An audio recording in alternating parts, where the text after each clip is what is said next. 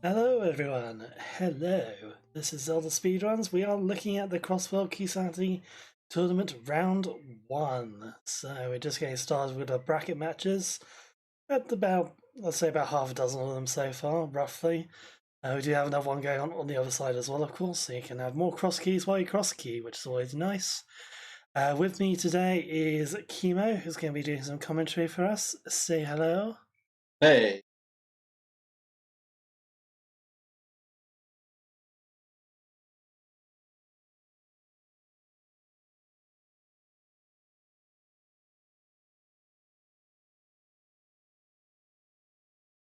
super good. Looking forward.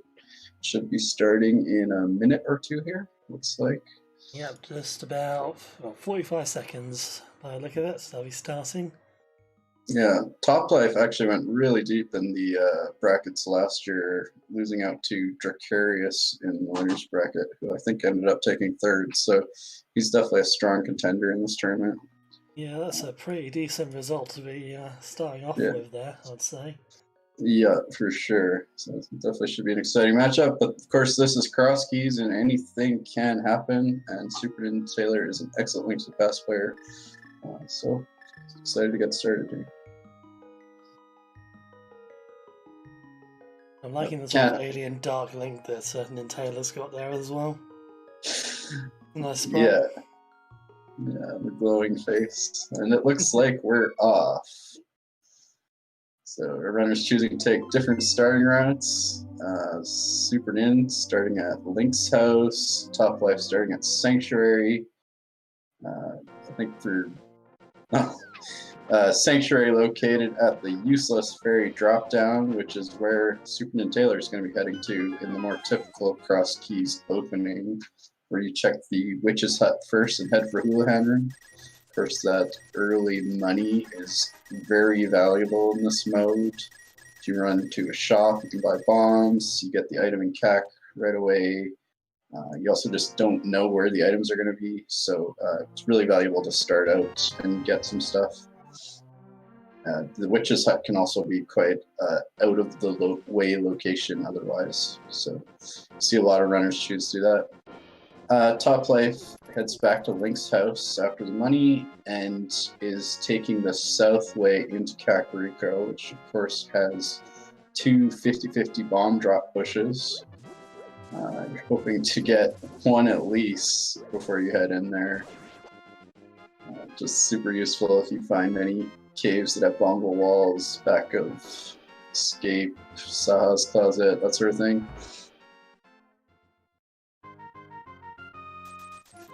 Find a chest game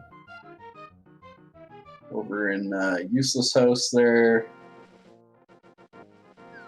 Pretty soon we'll be heading into CAC for a whole bunch of door checks. SuperNinTaylor just getting to Houlihan Room now after checking Witch's Hut. I didn't quite catch what was on Maze Race there. We'll see if we can see it when SuperNinTaylor. Green Rupee, thank you, Dim. So that's good to know. Of course, in this mode, we can't get that item even if we wanted to until we have the mirror. Since you can't actually get out that door, a mirror or a connector to that ledge. So in the library, we see the front of Desert, Top Life choosing not to dive right in there. There is a single item you can check and one you can peek, plus 2 connector exits, but it's fairly slow. And there's Hera. I suspect these runners will be coming back there once they have a few more bombs. You need something to hit those switches with, so one bomb is not going to do it there. Thieves Town, 2 dungeons in CAC, and one right outside. Well, that's at the front of the dungeon though, but that's some early dungeon access. Thieves Town's really nice because you get 4 checks right away. There's also arrow pots, pretty convenient. I'm sure we'll have bow sometime in the seed. Looks like nothing too useful yet. That was a compass there. Super Nin following kind of the same route, checking those south entrances and heading into CAC as well. Also not diving straight into Desert, which is pretty normal for this early in a seed. What you'll also often see runners do is check a whole bunch of CACs and that, or a whole bunch of entrances in CAC, and then maybe choose one convenient connector where they can get an item or something if they've got nowhere else to go. You see the Smith area checks there, and there is one of the shortest connectors in the game. I call it the old lady connector. Often we'll see runners just dive into that, even though there's a risk of getting locked out on the other side. You see SuperNinTaylor back off for now. It is a bit of a walk back to Kakariko if you do get locked out. Looks like a dark room in the bombable shack. Topplife was spending a bit of time in there. I suspect he has a good idea which cave that is. That's pretty tough for us to tell on stream. But it looks like he had some iframes, so I'm thinking maybe the Death Mountain Descent connector has some holes in it that you can fall into right away. The back of Tavern is slightly interesting, and there is a bow in it. But yeah, as I was saying, it's one of the only things in the game that's not shuffled because you enter it from the back. So you always know there's an item there. That and the Bottle Merchant are two for sure items in Kakariko. Early bow is really nice for a lot of reasons. It's just, you don't always have a decent weapon in this mode. But you can get that there. Find some arrows. We can use that to hit crystal switches. Yeah, I don't know the technical details why that entrance isn't shuffled, but I assume jankiness to do with the game's entrances probably makes sense.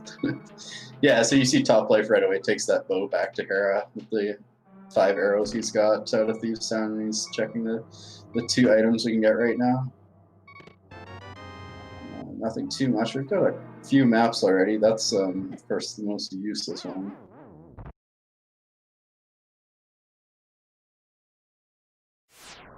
Just doing some death warps out of these dungeons.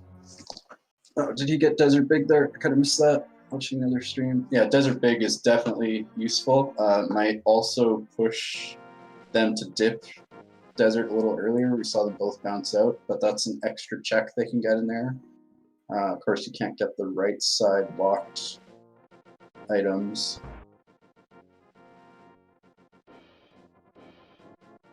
Yeah, so you see Topplife just goes straight through the old lady connector. And that is a super useful connector to the top of Dark Death Mountain, Floating Island, especially once they have Mirror. It's a cute little egg sprite there in bunny form for Topplife. Yeah, let's see these runners do pretty much the same stuff here. Check all of CAC, get the items out of Hera. So it'll be a little bit of a while before we get some divergence. I see that's Hookshot Cave that we've seen there in the bush-locked house. So that's important to remember as both connector and has a lot of items that we can get once we get Hookshot.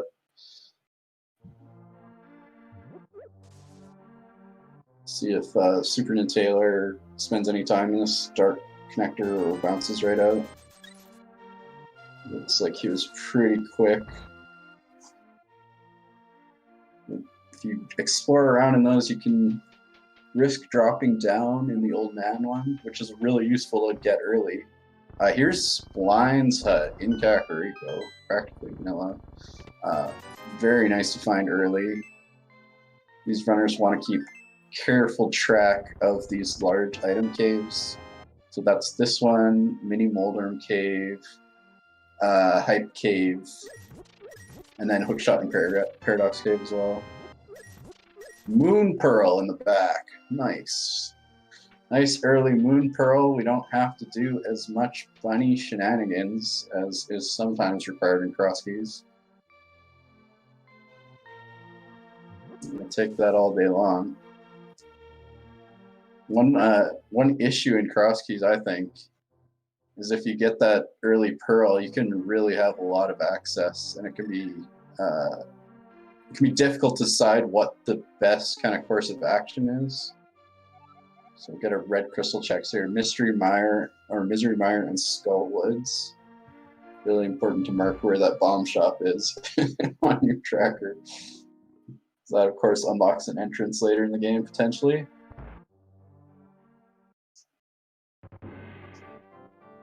And Agate Tower quick.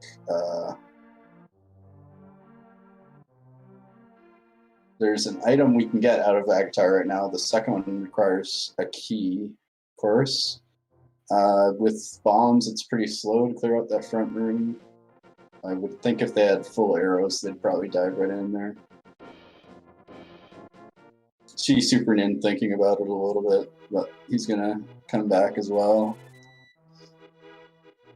Meanwhile, Topplife heading for the forest. Of course, you see the runners checking the drop-down entrances first because they haven't seen Ganon yet. If you drop down into Ganon, that's a save and quit situation right away. That is the hook shot on the mushrooms spot. That's super nice to find early. It's a really good movement item, stuns enemies, also gives us access to a whole bunch of stuff like Hookshot Cave, which we've already seen, so wouldn't be surprised to see these runners heading back there fairly quick. Also really nice to find the well in an accessible spot early on. Really is terrible when it's locked behind Lumberjack or something like that and requires Agate Tower, which is wide open. Didn't see too much of value in there despite that, but 4 item checks out of the way is always nice. Just green rupees on the crab isn't super helpful. Got Sea House in the top of the forest. Early blue goo. Really nice as a safety, plus as soon as we see in Sick Kid, we can check that item. That's super nice to find as well. Yeah, I have to forgive me. Memory is terrible, which probably makes me a bad commentator, but got to keep careful track of these drop downs. As far as I know, we haven't seen Ganon. So possible locations yet are the Pyramid, our favorite, Lumberjack, also our favorite, or the Vanilla Sanctuary drop down. There is the bomb upgrade. Yeah, that was Lumberjack right there. So that was a single item drop down. Yeah, that was a bomb bow upgrade spot there. I don't know what that house is called. By the Lumberjack drop down. But that you can see quite a few runners pick up that, especially if it's early and they've got money. It's pretty nice in Cross Keys to have some extra bombs, especially. These guys are decently equipped for how early on things are. With that bow and hook shot.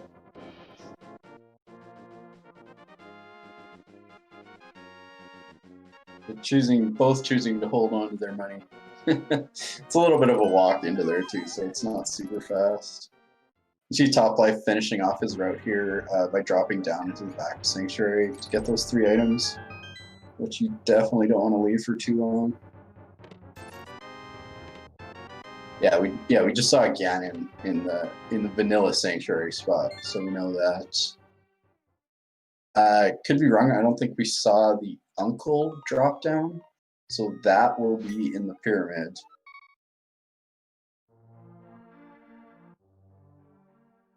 Of course, the interesting thing about that is 2 extra items after the climb that are only available by doing the climb, so it gives a little bit more incentive if that comes up.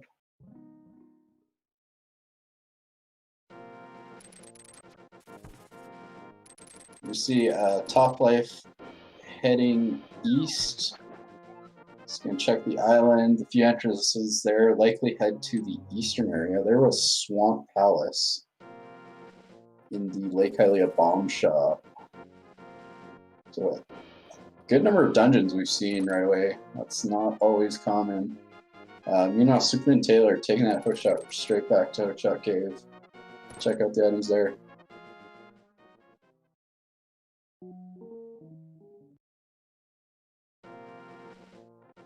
Red Ruby. And that is the earliest 2 bows in a cross key seed ever. Probably not, but it's pretty early. Ganon's Tower Key and a Misery Mire Key. So those are both useful. We won't need all of them, that's for sure, but definitely useful.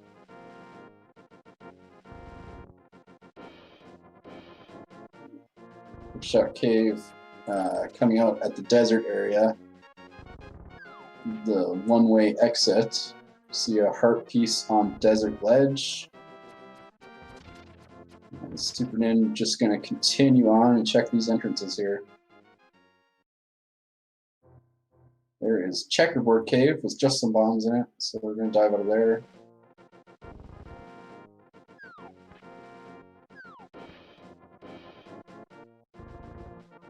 Yeah, nice early silvers in Hookshot Cave. That gives some definite safety early on here. Also makes that first check in Agatar way faster because it's just a single arrow for each of those guards. So nothing too much on the east route. It didn't look like. We did find the Swamp Palace entrance. I don't think there's too much interesting that way.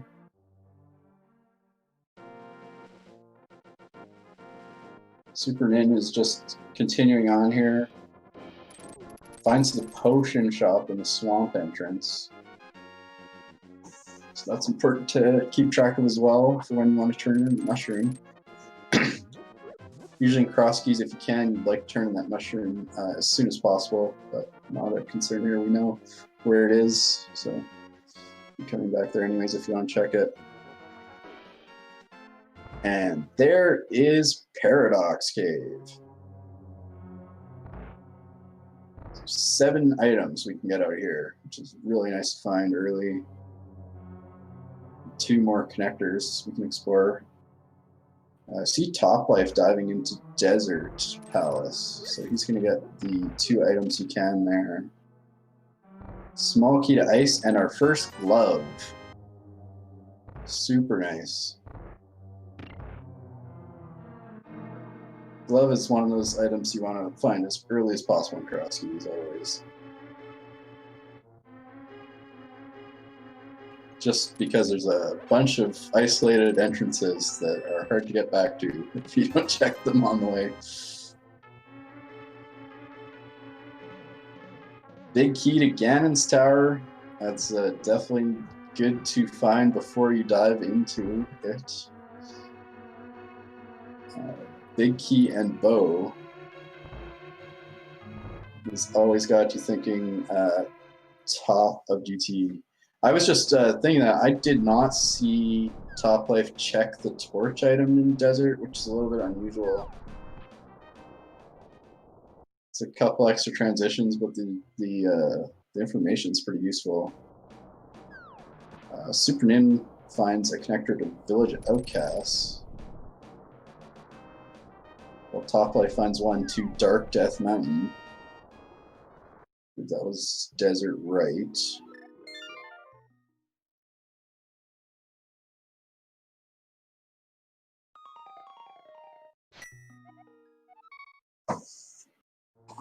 Checks a couple entrances and then saves and quits. Doesn't continue on there.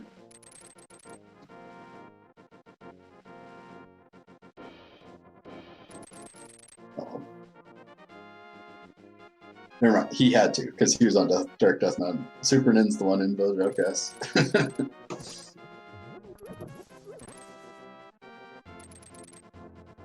So I think Toplife is probably heading for Hookshot Cave right now. And we've got Quake. Medallion's not hard required in cross keys, of course, but potentially open up a couple entrances, which is important.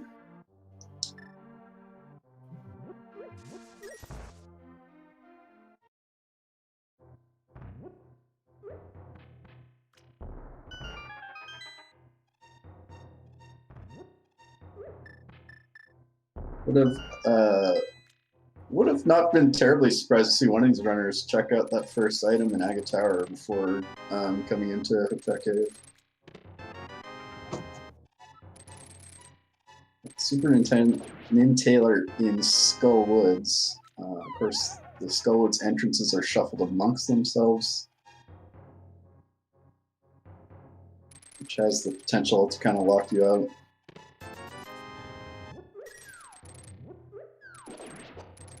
The entrance in the back. Oh, there is Hammer. That is a super nice find there by SuperNinTaylor. Diving into Skull Woods and getting the items you can. Hammer and Glove also gives us normal Dark World access. Can be a lot nicer sometimes than the connectors the game makes you go through.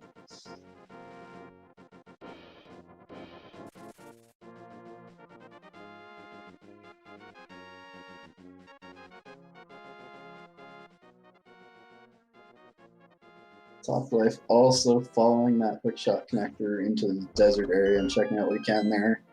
Likely continues on.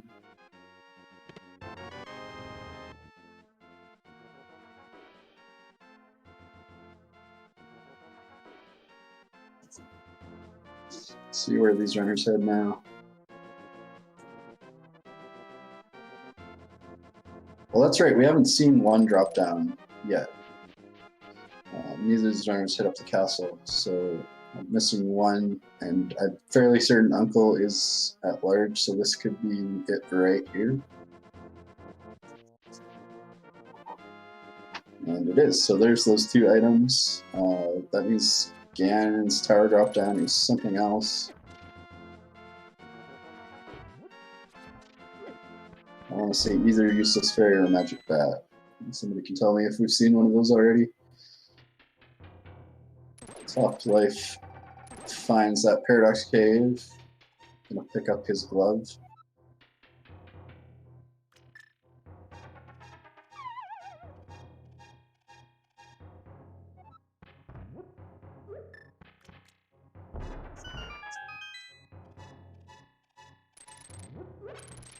The other Hyrule Castle entrance that we can get to is nothing.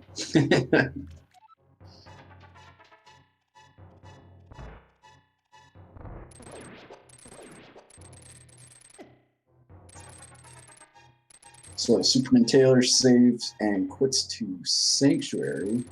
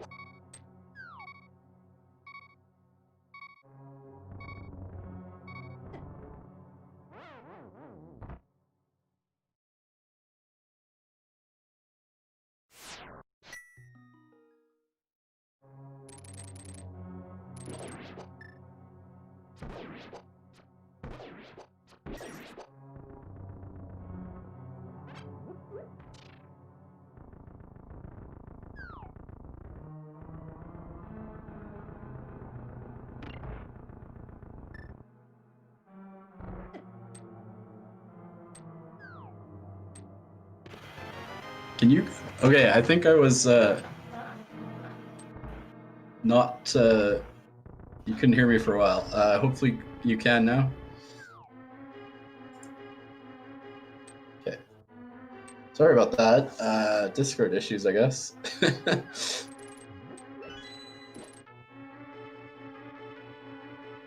We do see Toplife in Skullwoods now, so he's got that hammer, so it's definitely good for him that he continued on that way.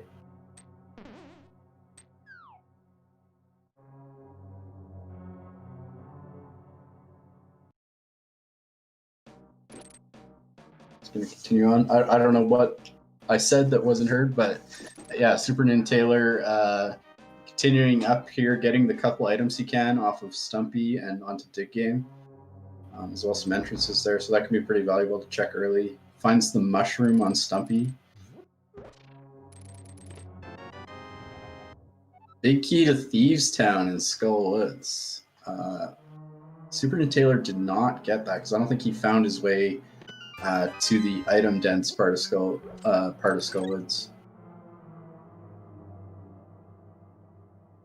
Got a single item out of the Archer game and heading on to the Dig game.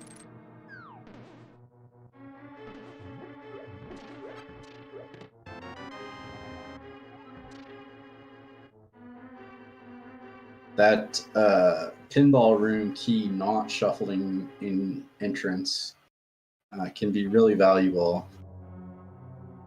So ideally, you'd like to be walking around with the Skullwoods key in case you have a chance to find the back of Skullwoods and kill Mothula. Toplife picks up the big key to Mire there, which is really nice as well.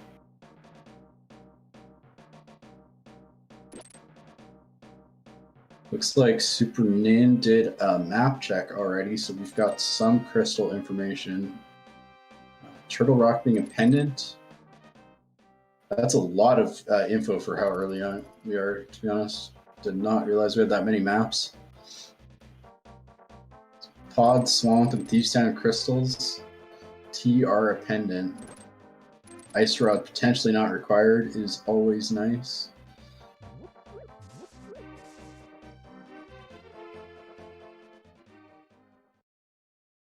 Super Nin checking out those eastern area entrances now.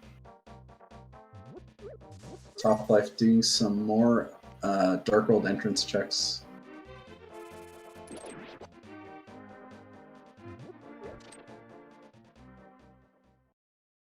Really nice having that glove there. You don't have to leave that entrance behind and come back later. Find the front of, that was the front of Old Man Cave, so that's actually pretty interesting in the eastern area. Not the most useful place for it, but of course once we save Old Man, we're able to save and quit there. It's also connector, so you can go through the back, and that can be somewhere useful as well.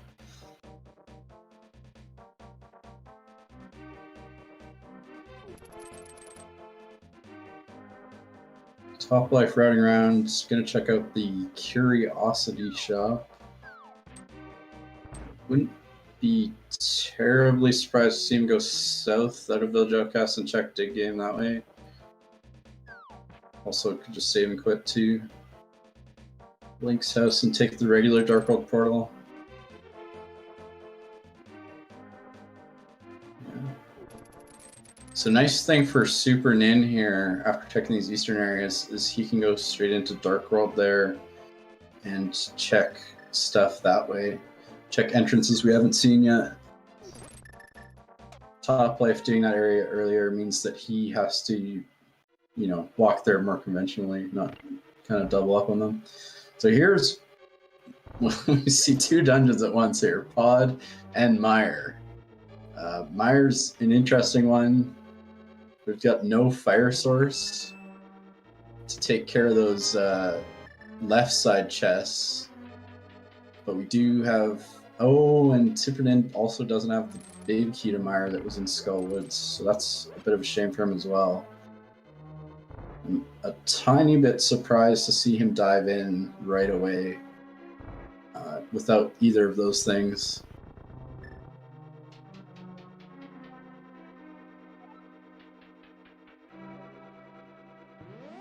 got 0 pod keys going into pods. So the shooter room we can get and the bowlock chests. We can do a little bit of the middle with the hammer as well.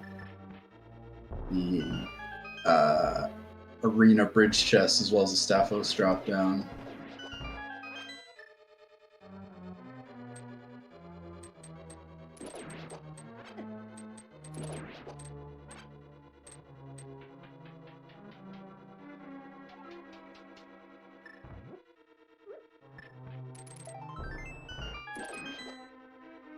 Not seeing too much yet of either of these places.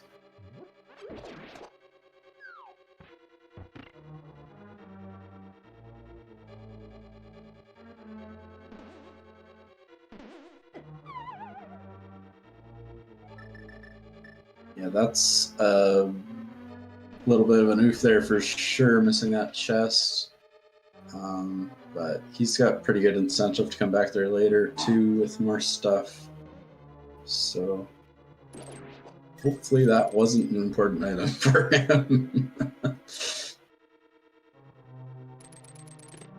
There is the flippers in the middle of pod there. With hammer and bow, those should be in logic, I believe. Even without a key. Those are definitely interesting for sure. We haven't seen either of these racers do any fake flippering stuff. So that gives us access to Hobo, Zora, of course, and the waterfall and the Zora ledge item.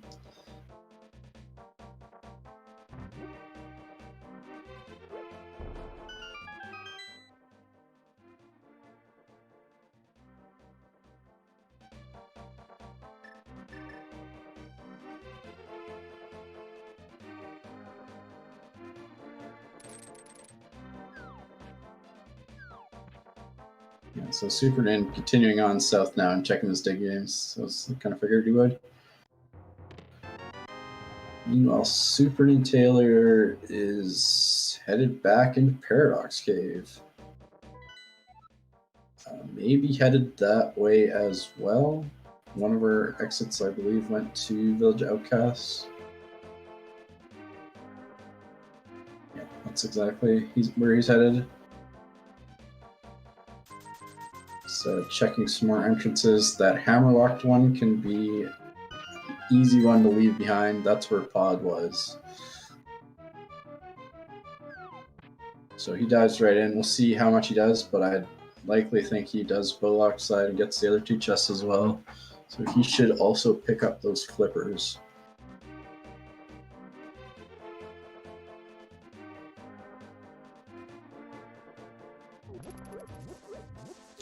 Topplife continuing on from there.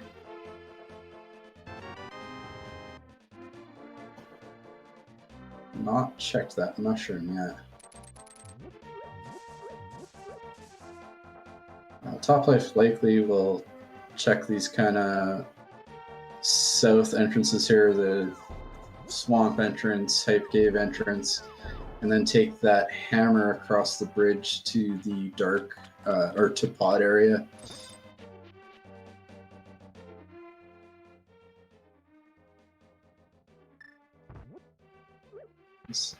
Brother connector is another quick one to check out.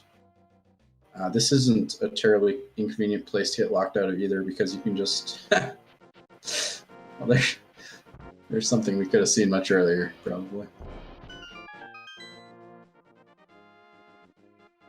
A bombable fairy cave, I believe, by Link's house. Can actually be an easy entrance to kind of leave for quite a while. You're prioritizing entrance density and that sort of thing. You get straight to CAC and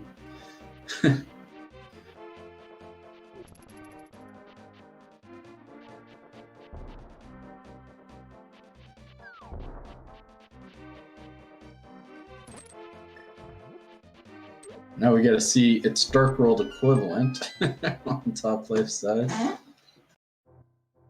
which of course was Super Bunny Cave.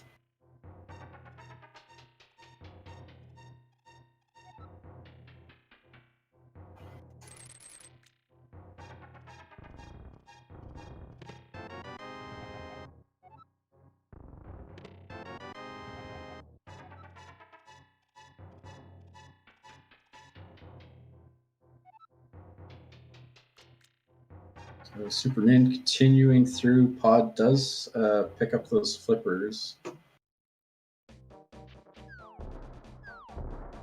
It's walking out, looks like.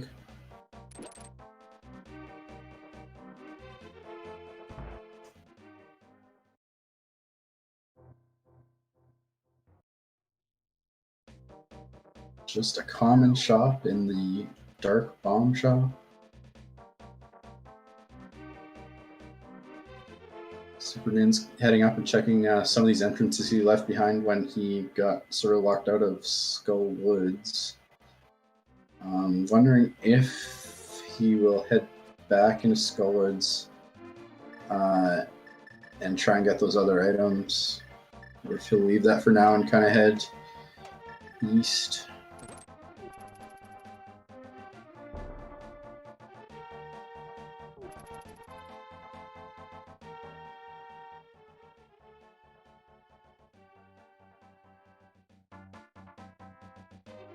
I haven't seen either of these runners head back to Hera yet, which I would think would be on your mind with that big key and hammer.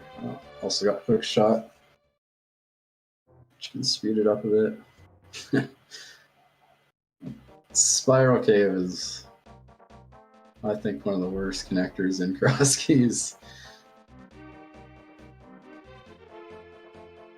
It's slow, it's time consuming, it's a single item, and it's one way, so always one way. So when to go through it is always a tough decision. So topplife finds Mire. He does have that big key, so he gets to check a little bit more here. Still no fire source, so we don't get to get everything out of the front.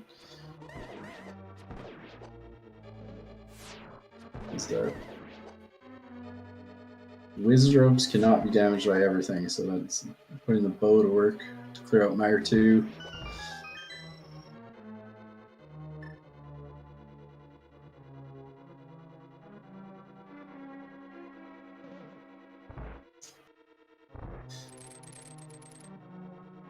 It's a fair point. You obviously don't need the Hera small key to clear out Hera, but it's nice to full clear dungeons. It's basically nice to route efficiently and not leave things behind in Cross Keys. I think a big thing though is item checks, especially early-ish on, are really valuable.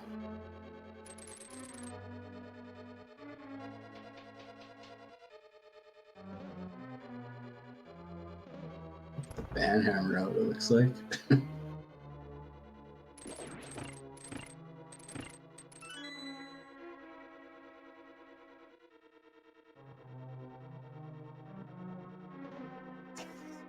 So Superman heads across. He's gonna check out Catfish.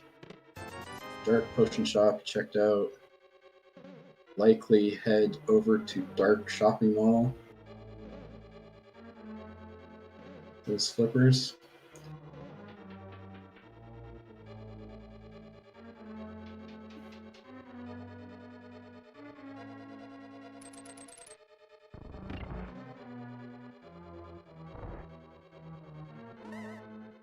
Just a heart piece on Catfish.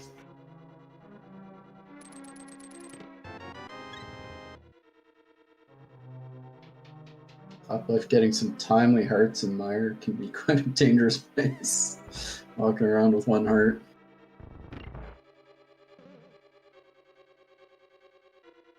We get to see this chest that got left behind here.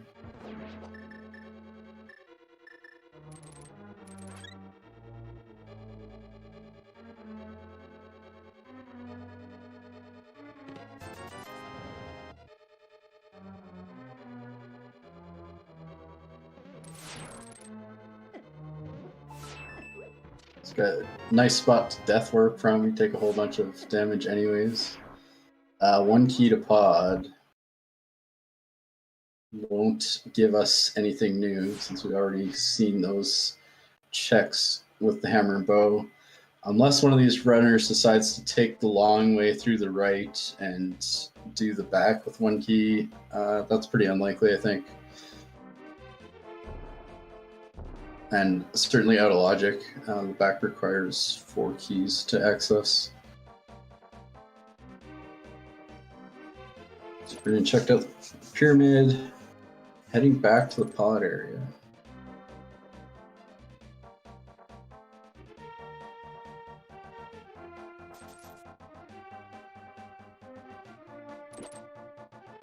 We get a little bit of convergence here, both runners in the pod area.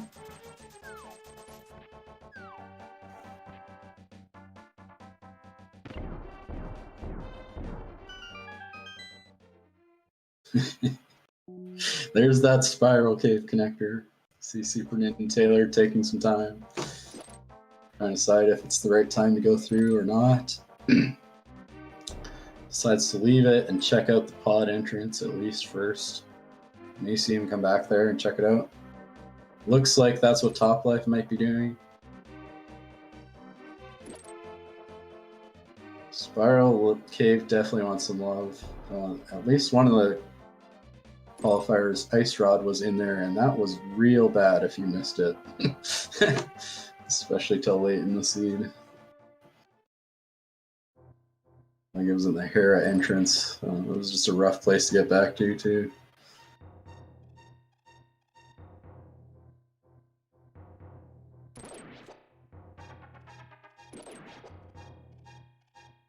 Yeah, you get to see topplife go through it. It's our favorite connector, so a single item, and we get to see where it goes. I think likely SuperNinTaylor will also follow suit. That was just a red rupee, so oh, it's a super one-way connector to nowhere without mirror. So that's important to note, because that could be access over there if you do find mirror. But for now, that's mostly just kind of annoying.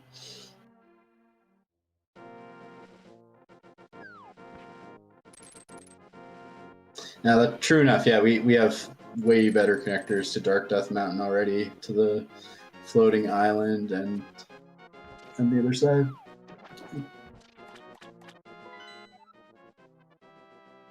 So a map check of Light World on Toplife's side there. Looks like Hera is green pendant. Desert is a crystal. We're pretty close to all the information. We need one more pendant or crystal, it looks like.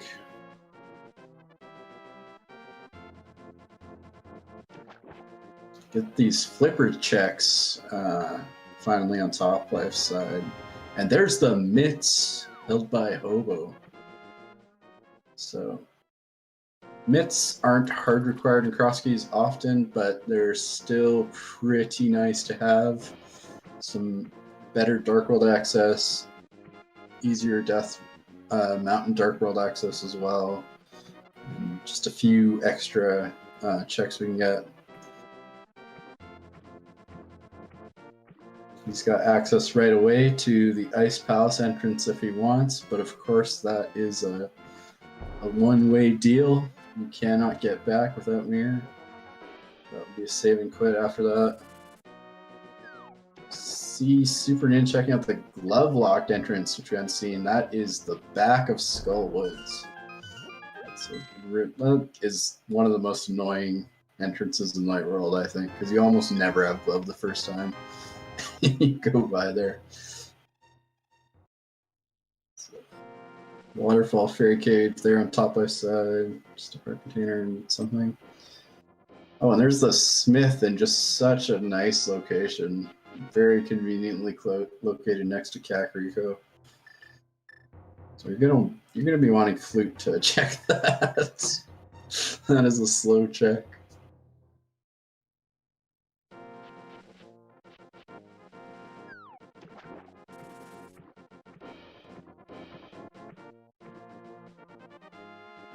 Have these runners turned in their mushroom yet? I don't think so. So maybe they're thinking of saving that for, you know, fake powder or something. But normally, you see runners turn it in so they can check the potion shop when it's convenient.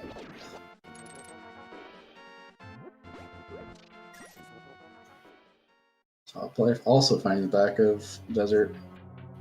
SuperNin checking out that the glove locked entrance near the desert area, which is nothing, but can be another one that's tough to leave behind. Yeah, that's a good point. Still have not really seen Zora area. Those flippers.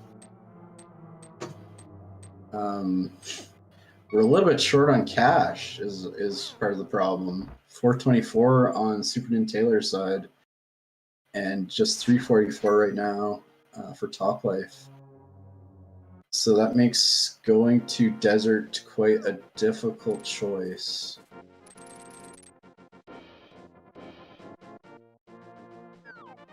Starve until payday, that's right. Yeah, I don't know if they have any real convenient ways to get money yet. I don't think we've seen the archery shop or even like the Thieves' Cave. If we did, I didn't take note of it.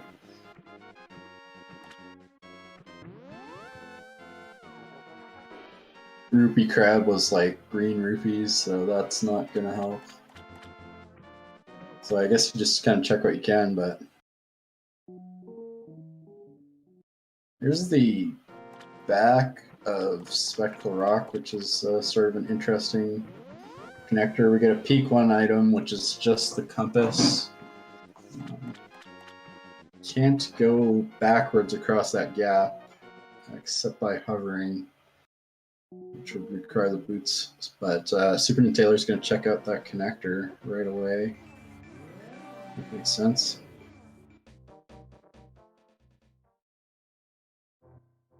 That gives him some nice Death Mountain access. See Top Life, check out that Ice Palace entrance, which is some sort of dark cave. Not too sure which one that is. Could be the front of Old Man Cave, maybe. Which would lead him to the same area as SuperNinTaylor. With that hook shot. We saw the left side of Turtle Rock on East Death Mountain. So that's a couple items we can get. There's a sword, which is super nice to have. Cape from the Old Man. That was the Old Man connector out of Ice Cave or Ice Palace entrance. This is a horrible dead rock. Wow, rip. There's some money, which you probably want to go ahead and check right now. Farm enough at least for Zora. SuperNinTaylor's going to go ahead and do.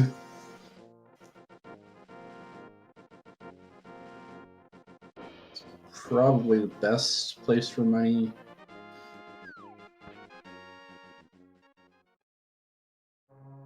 GT right there in one of the Death Mountain entrances for Top Life. So we can do a lot in GT. Get Hope Room and then head full left probably. Big key to Eastern. We can clear Eastern Palace. That's super nice when we find it. We don't know if it's pendant or crystal yet. It's actually the last piece of information Top Life needs. But yeah, hammer in hand, hook shot. Even a single small key. Oh, there's the mirror. Boots locked in GT. That's super interesting.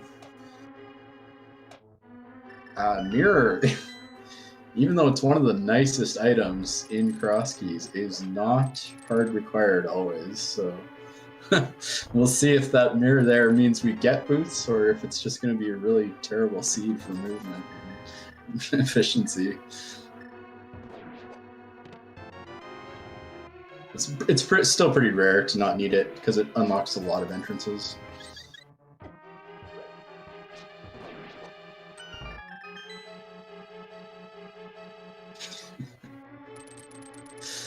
Yeah, hell, exactly. That would be bootsless, mirrorless seed. SuperNin burns a key there. I hope he has enough to continue on. I guess he has one coming in, so he should.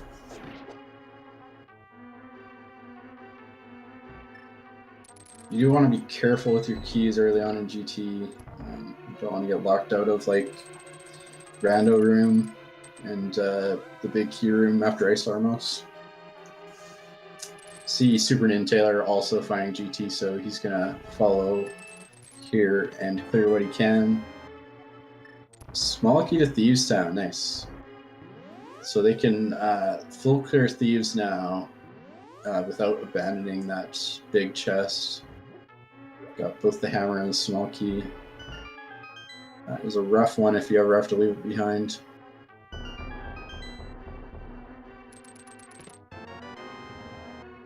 Big key to pod, really nice. Too much else in Rando Room.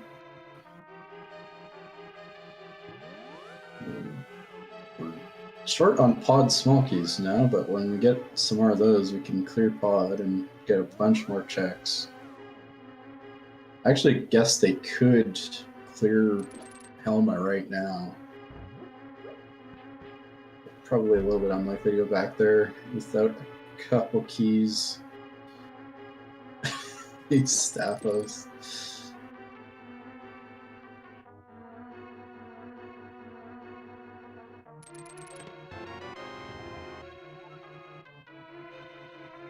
Just trolling SuperNin a little bit.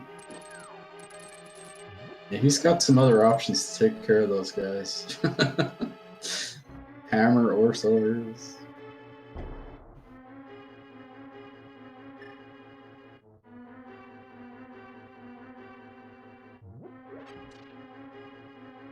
This SuperNin thinking, do I have enough keys to open this door? Or do I want to save it for right side or something like that? He's going to leave it for now.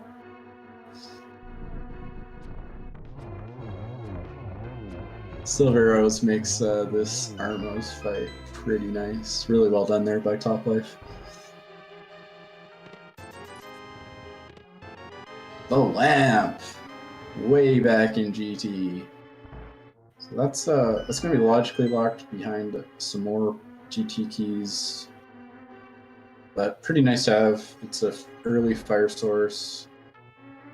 Plus lets us not stumble through those dark caves. One option these guys have, probably not a great one right now, is to climb GT with that big key.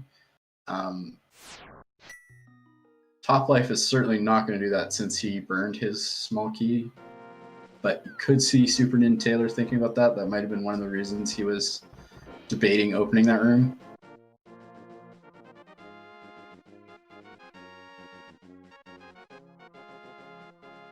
I think it would be early to make that dive. It's quite slow to get to the chest.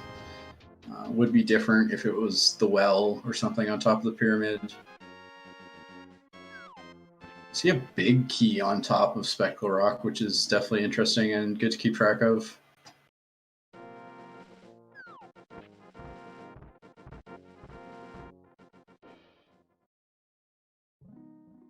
So we'll continue on, check the rest of these Death Mountain entrances.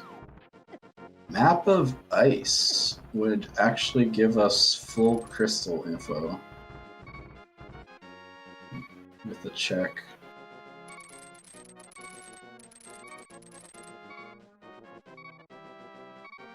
Yeah, topplife heading over to the other side of Death Mountain that we've already seen out of SuperNinTaylor's side.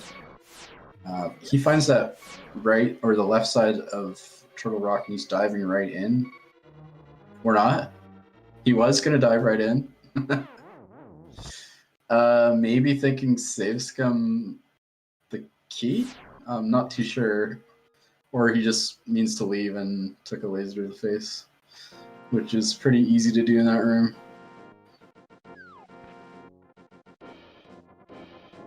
It's pretty rare you need even half of your keys to Turtle Rock and Cross keys, so it would be kind of weird to save scum.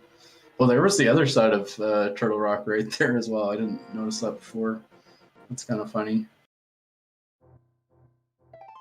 But no TR big key yet. No red cane to give us some extra checks from the middle. Kind of see what they do. I wouldn't be surprised to see topplife dive in there after these entrances to check out the big key chest and the chain chomp chest, which one of those isn't logic. The big key chest requires all 4 TR keys. Right, and we got those mitts, so we can check out that middle entrance, which there's the back of TR. SuperNinTaylor did not have those, so he didn't get to check this entrance.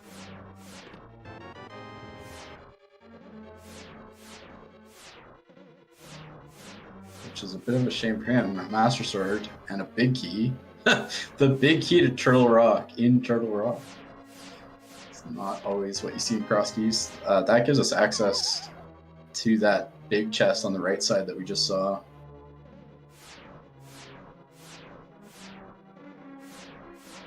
These chests are totally in logic, so good to check out.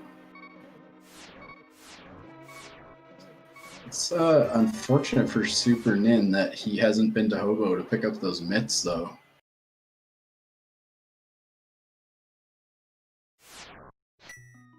With no mirror, we can't get to the other side of the top of Light Death Mountain. We saw these dark entrances checked way earlier by topplife that SuperNinTaylor is checking out right now.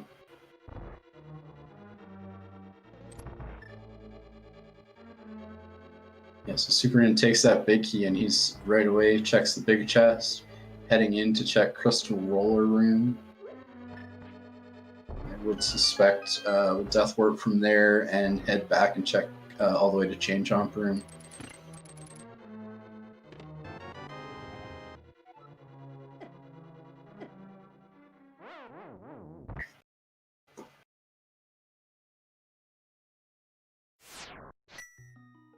I think SuperNin's going to do flipper checks now. Should pick up those mitts straight away, head over to Zora area.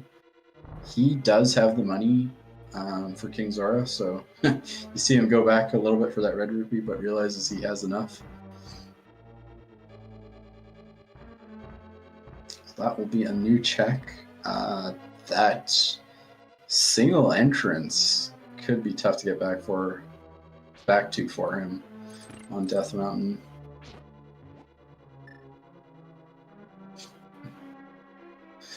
Really like that bunny sprite.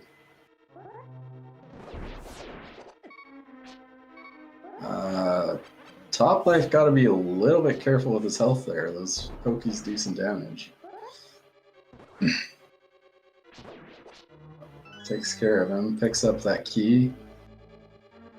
We saw SuperNinTaylor just picked up his mitts off the Hobo. So, just a map in the big key chest.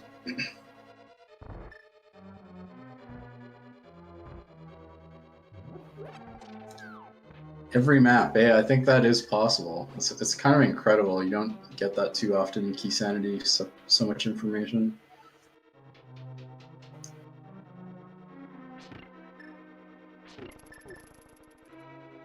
Gotta be really careful in Chain Chomp rooms here. One hit will take him out. Putting that cape to work. Being on the safe side. You do not want to have to walk back to that chest. Just a heart piece, but good to have it checked. So, moment of truth. We'll get to see what 500 rupees buys us in this scene.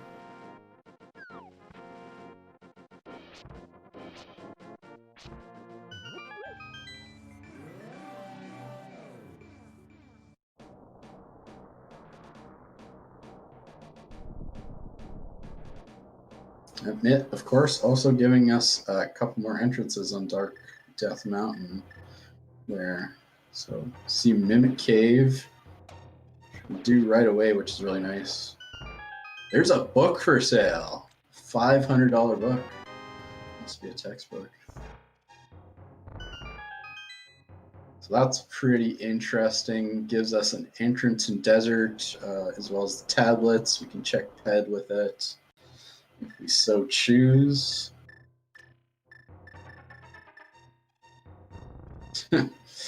Hyrule units. Nice. Topplife finds the dam, which is nice to find. We've already seen where Swamp Palace is. So that'll give us access to that, and we do have the small key as well. So that's going to be a real good option. We can full clear and get the crystal out of there. Got everything we need: flippers, hook shot, end hammer.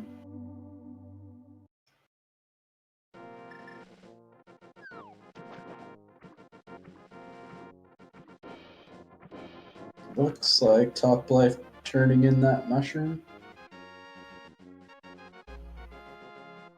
Yeah, he's still 20 items short of buying that book.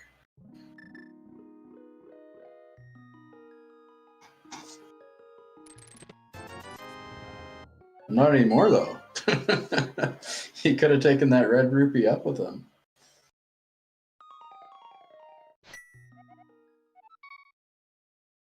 SuperNinTaylor checking out the back of Old Man Cave, and I'm not sure that we've seen that connector. So that leads to Desert Ledge. I think we'd already seen that item. It's just a heart piece.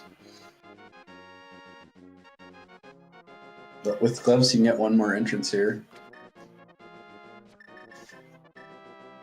There is Eastern Palace, so he's going to go ahead and full clear that.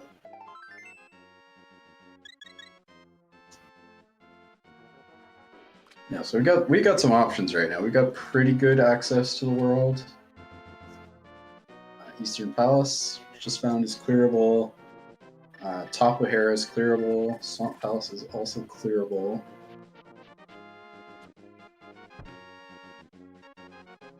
We haven't seen the Light World top of Death Mountain.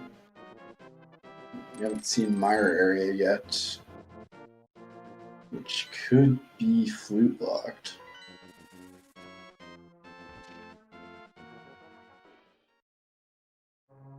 So yeah, Topplife heading straight into Swamp Palace, which is a pretty safe call right now. The only thing about this play with Super Nin is that it could end up being a pendant. And then if nothing's in here, it's kind of a big oof, but it's quite a few checks, so it's unlikely to get a skip out anyways.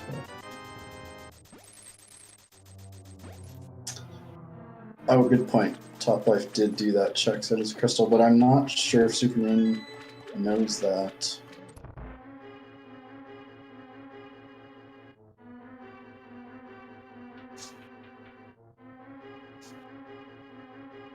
Checking those hint tiles. We used to always play cross keys with hints. I think even in the last tournament. And those have gone away. They were kind of nice for cross keys sometimes. You got some. The whole hint system was a little bit different than in Item Randomizer. So you'd get great hints like the. What was it? The Foothills Cave in Dark World leads to a useless fairy or stuff like that. And some of them are even pretty hard to decipher.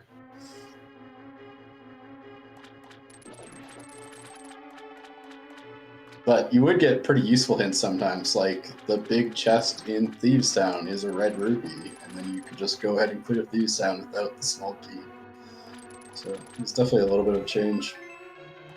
There's the Ice Rod in Eastern, so that'll let us kill Trinex later, maybe, that we don't necessarily need to.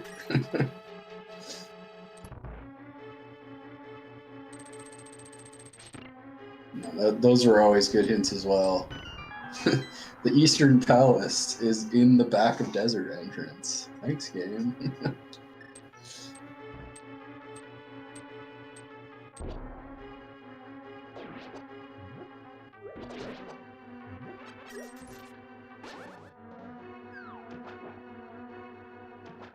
We see Toplife putting some of the slightly newer tech to use. Diver down, flood the key first, and then use this trick to clip through the ledge. Personally, don't think he's going to save much time doing this with a few extra retries here. I don't know if anyone's timed this out. I tried it and was only able to save about 10 seconds. Kind of depends how fast you do that crystal switch room, but failing it even once, I think, is kind of puts the advantages to rest. There's a blue cane and crystal. I think the worst part about that trick is that it convinces you to do left side swamp. You're like, oh, I saved a bit of time doing it this way. I think cross keys, though, in general, you're way more likely to do left side swamp because you just hate leaving items behind a little bit. Especially early on like this, we still need quite a bit. So SuperNin putting that expensive book to work right away and checking that desert entrance, which is pretty convenient out of where he was. Here's Mire's shed with a couple items. Red cane! Oh, that is big. That is huge for SuperNinTaylor. Gives us, we can go through Turtle Rock to the front. There's an extra item there. Fire Rod we can kill Trinex. Could be good for right side GT. Still technically missing Fire Rod for that one. Makes Ice Palace a whole bunch nicer now. We can clear Vidi. That's probably the most important thing we can do with that right now. So that is a little bit rough for Toplife potentially. He kind of went up to Zora Era already without the money, so it's a tough place to get back to. And then you gotta take that book and check the desert entrance. There is a chance we don't need the book for that still. We just need to find those boots and then we can get Mirror and need access to Mire. So there's potential to check that entrance that way. But we'll kind of see because Kane's a pretty important item. See that mushroom check finally is nothing. So with that potion shop being a fairly convenient location, SuperNinTaylor save scummed the mushroom, which is pretty smart. Right now you've got Red Cane, so he can do fake powder with it as well.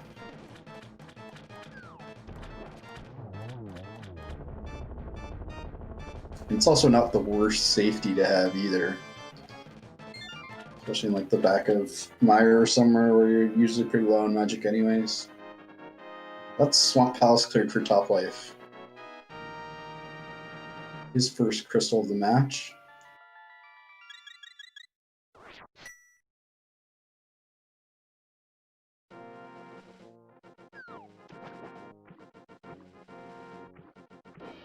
I was thinking SuperNinTaylor could also go do Swamp only once, but he has not found a dam.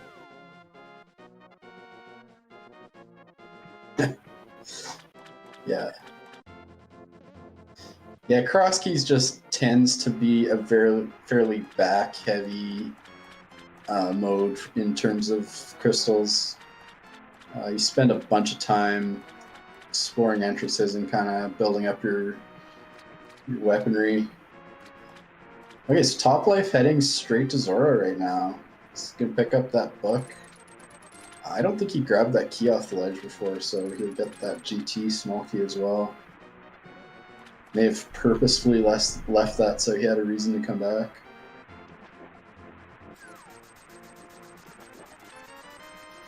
See, if and when he takes that book over to the desert entrance.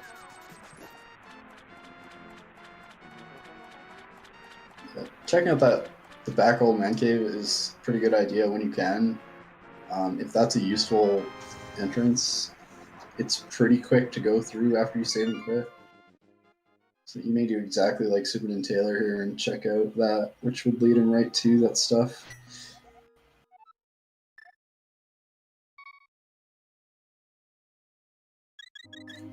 Or he'll head to Sanctuary.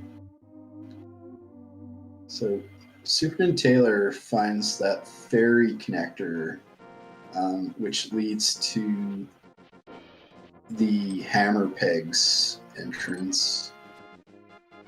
He's got mitts, so he's not locked into there. He's gonna head straight into pod, it looks like, or not. Still just got the big key, I think. I don't think he has any more small keys, so it's... he can't really do anything there, I think.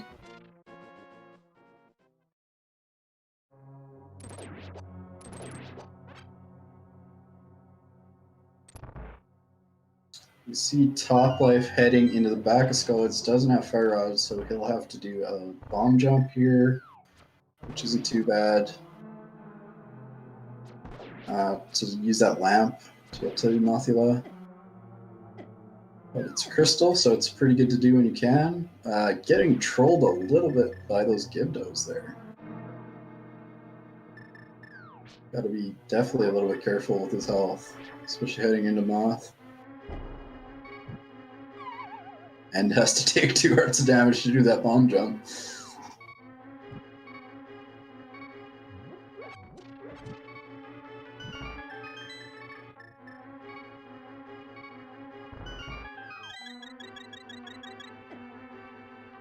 Burns his blue goo for heart refill. Pretty smart there. You don't want to waste extra time going through here. Delays a bit to not get grabbed by that Wallmaster.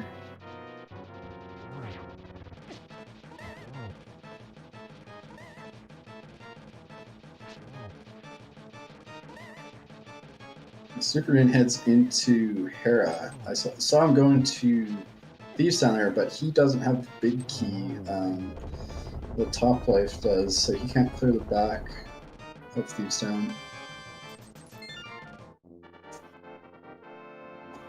There's the second crystal for topplife. Well done, Moth Fight there.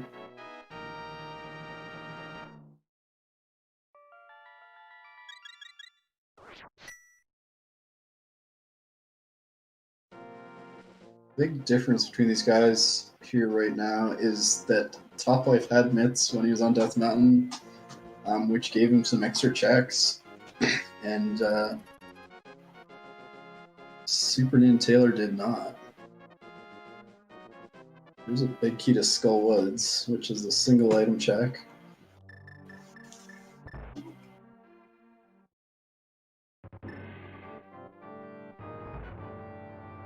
We're finally getting this castle tower item check, which has been in Logic for ages and ages. Just a red rupee, so nothing lost there by leaving it. No castle tower key still, so we can't check the second item.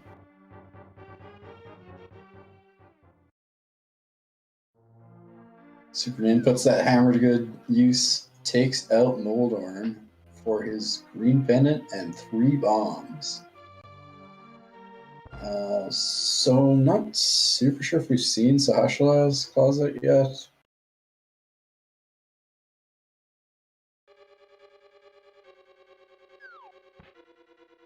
But that is an extra check there. That green pendant.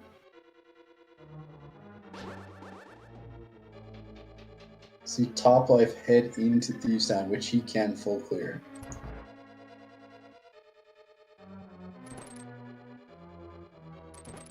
We'll go from 0 crystals to 3 pretty quick on toplife's side. It's definitely nice.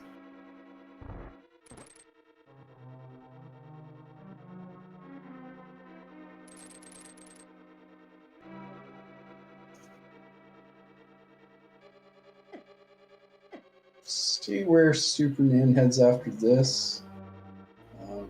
Somebody definitely needs to find the dam, open up swamp. It would be pretty important.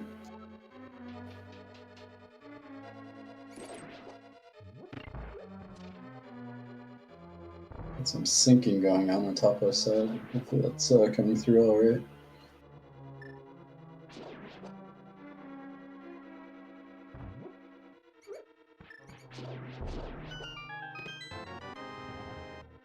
Small key to pod in the attic of Thieves Town. So top life is up to 3 total. He's found of those. That gives us access to check a whole bunch in pod if we want to.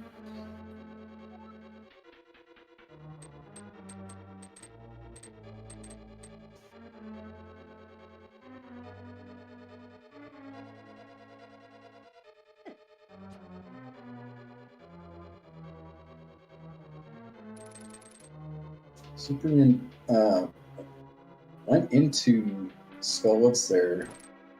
I think he maybe doesn't have a key. I would have thought he would have cleared out that as well. It's not an amazing fight with the gear he has. Just fighter sword, so you probably use a hammer instead. But certainly doable, especially with 12 hearts.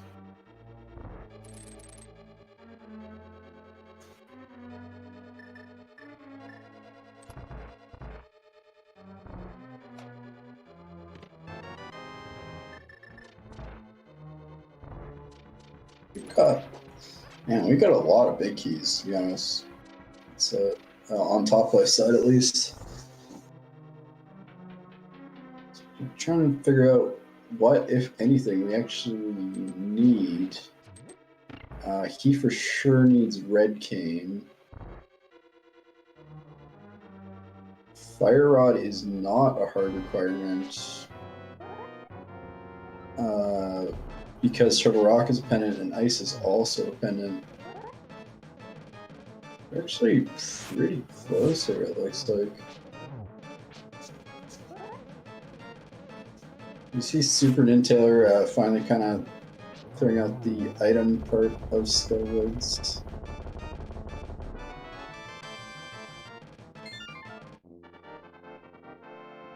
There goes blind. Key of mire for SuperNinTaylor. That's going to be important. Now clear out mire, which I think would be on his mind pretty quick here.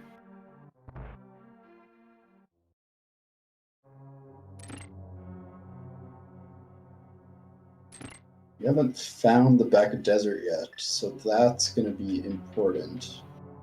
And depending where that is, we may or may not need more items yet. It could be like in mire area, it could be boots locked, mirror locked.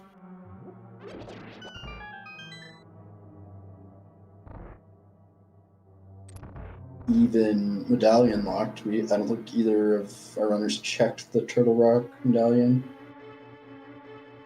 But they do have access to that already with this Mix and Hammer. Both kind of in dungeon clearing mode right now. I'm kind of switched over from exploring the world to having a whole bunch of access and clearing out whatever they can right now.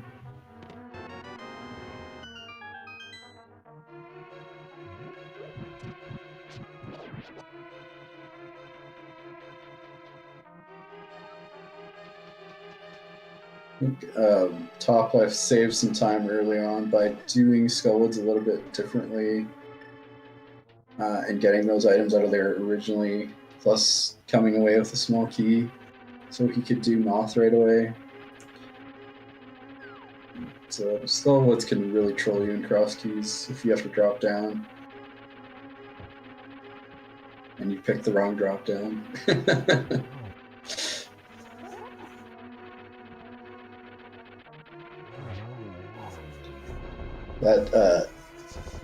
The fire-locked entrance can be really tough to get back to when once you do find Fire Rod late in the seed.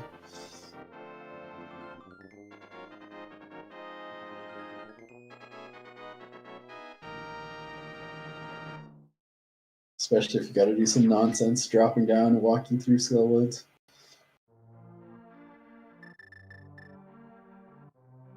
Yeah, so SuperNinTaylor's taking those newly acquired Skullwoods keys, heading straight back to Mothula, which I think he planned to clear out earlier, so he's going to take care of that now.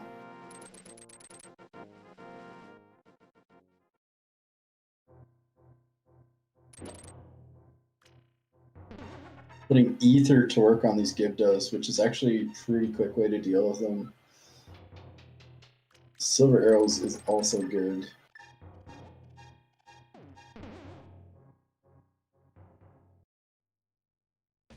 See Topplife head through Bumper Cave, and that takes us to the Dark Shopping Mall, which we surprisingly haven't seen. Oh no, never mind. We have seen that out of SuperNinTaylor side, I think. Just thought I'd go through that ferry connector for sure. It's the connector shopping world in the seed, looks like.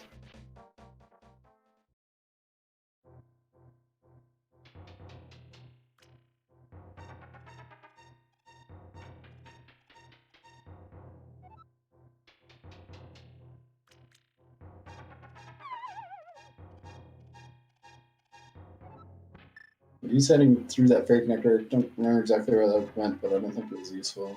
I want to say Dark Death Mountain. Let's see, I guess.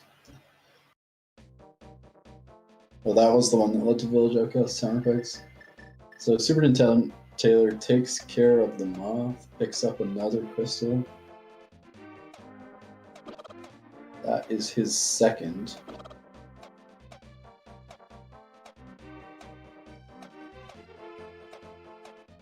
See what he does. I would think Mire is a pretty good play for him.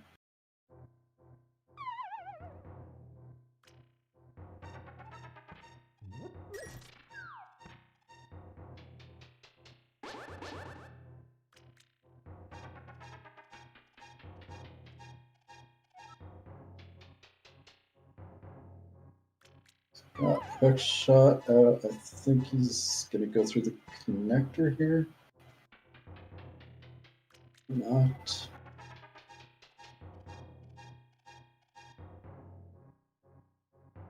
Right, he just picked up that Thieves Town big key, so he's gonna clear out Thieves Town. Makes sense.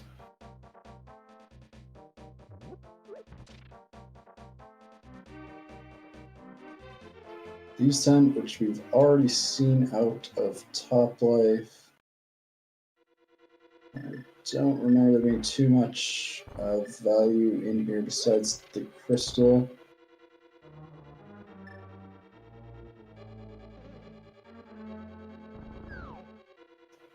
Topplife heading into pod with his few keys and the big key now, so he can check quite a bit. He's going to clear out the boss first, which makes sense. That's a crystal.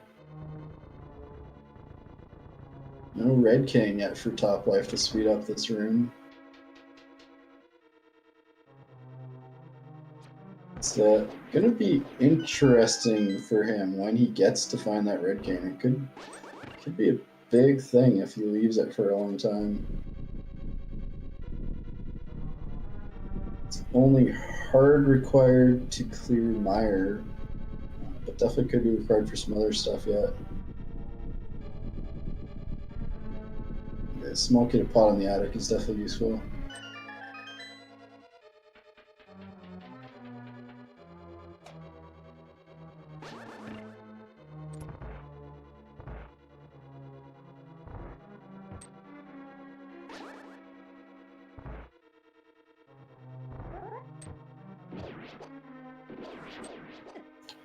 Turtle room will troll you every time.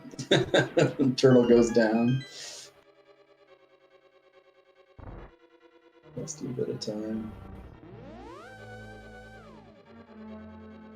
So we got our runners both clearing up dungeons right now. Topplife gonna Keel, Helma, SuperNinTaylor going on, picking up lines out of the basement and just gonna clear out Thieves Town.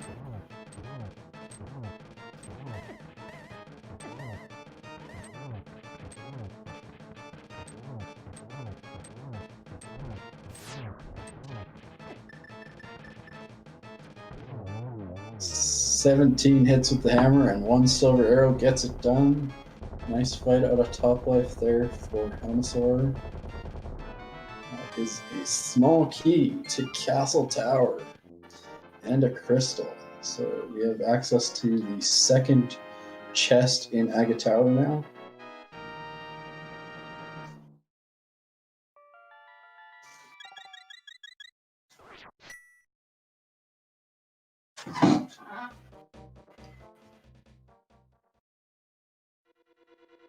But top life heading right back in, gonna check some more of the items out in pod. Yeah, these runners are gonna head straight to clear Aga, so that once they get the boots, they can go to Lumberjack and pick up 20 rupees. That is definitely gonna be top priority next. Yeah, it's super nice when Lumberjack is something, it's either not an item or an item you can peek and it's nothing. Because of exactly that. Get our blue Yoshi finally.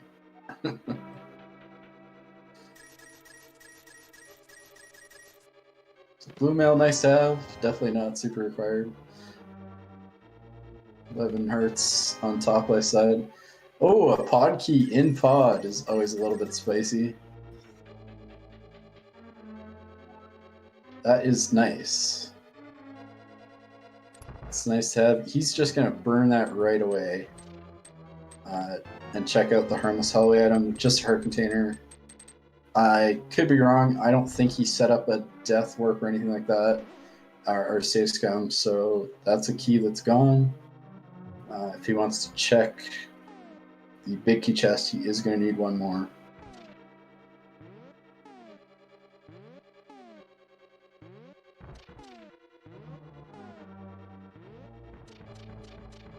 Going for hammer jump. A few menus there, but gets it done cleanly.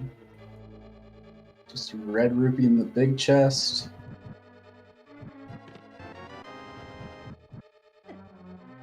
Oh, and bottom of Paradox takes us to the top of Hyrule Castle. I do not believe we've seen that yet. So it's a couple new entrances. But both pretty useless. So that's a place we don't need the mirror to come back to, but not anything terribly valuable there. Top Life's heading through the back of a man cave, so he's likely going to find desert here. Clear that out for crystal. Hopefully remembers to take that book and check the entrance as well. Pick up that red cane. That's actually, yeah, going to put him very close to go mode. I think item go mode. But we're still looking for that Desert Palace entrance to the back.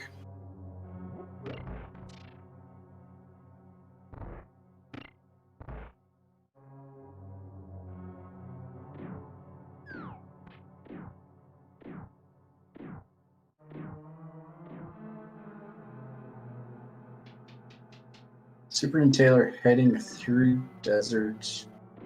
Looks like he hasn't checked these items yet, which he's had access to quite a while. The big chest and the map chest. We still haven't peeked the torch because Top Life didn't do that early. I don't think either of them been back here since. That's a small key. We're probably not too concerned about that.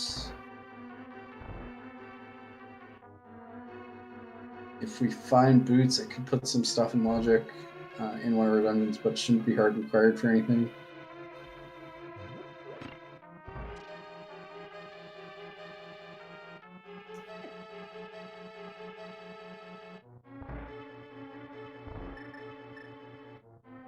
It could be the vanilla small key to Desert Palace, which is logically required to clear out Land Molus, and also gives us access to that right side room, which could have something important in it.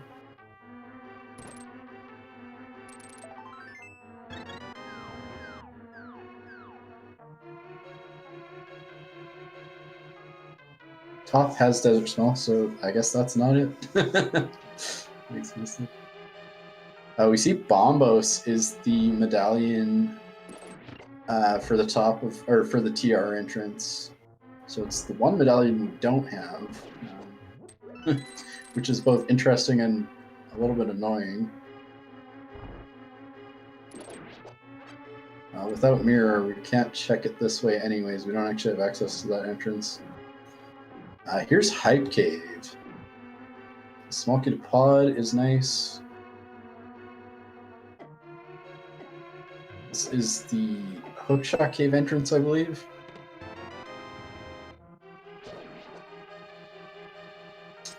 Never mind.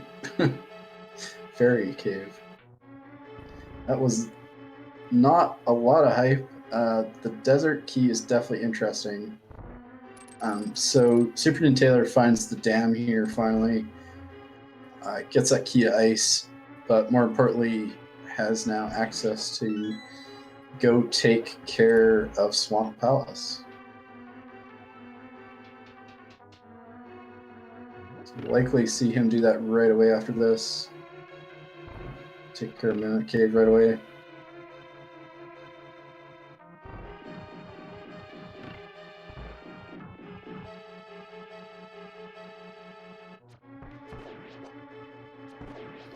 It's those 3 bombs out of Mimic Cave. Meanwhile, Topplife heading in towards Armos Knights.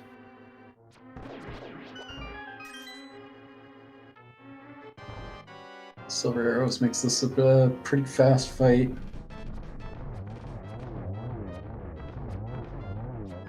Nicely done though. Picks up that blue cane and another crystal, so he's sitting at 5 now. SuperNin's got 3, but he's going to be working on his 4th right away here, I believe.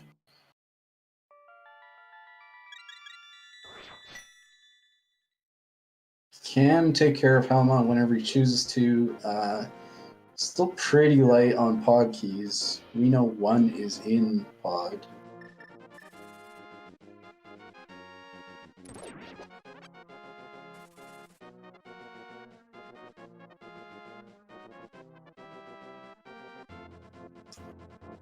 We just see Topplife walk right by the desert main entrance.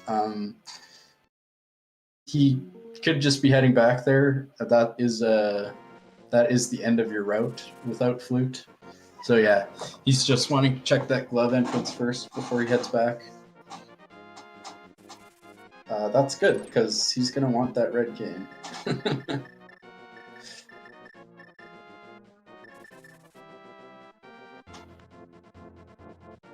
Okay, so SuperNin's clearing out Mire first, and likely probably Swamp after that, I think.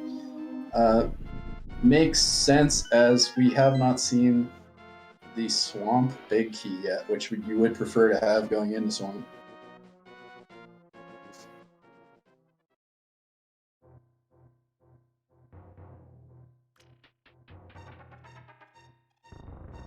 That's good heads-up play there to check that glove lock entrance right then, and then do the book check, which locks you out there. Topplife picks up his red cane, has all the items he needs to clear dungeons. We still need to find the back of desert, which with every entrance checked is looking more and more like we're going to need something else to access it. I would think Boots or that mirror that's on the torch in GT, locked by Boots. Could also be Fire Rod.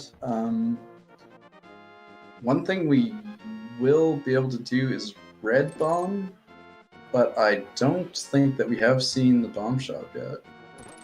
Somebody can correct me if that's incorrect.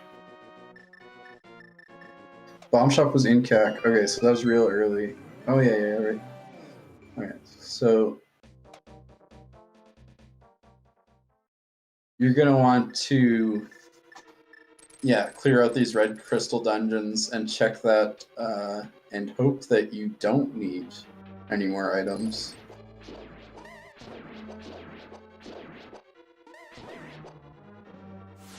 But if it's not, they're very likely gonna need boots.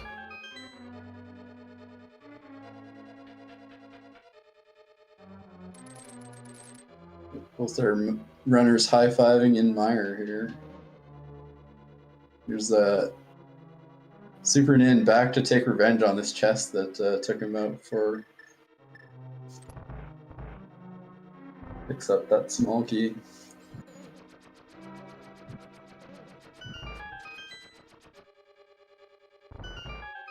Topplife has the switch the wrong way. Has to go back. Flip it.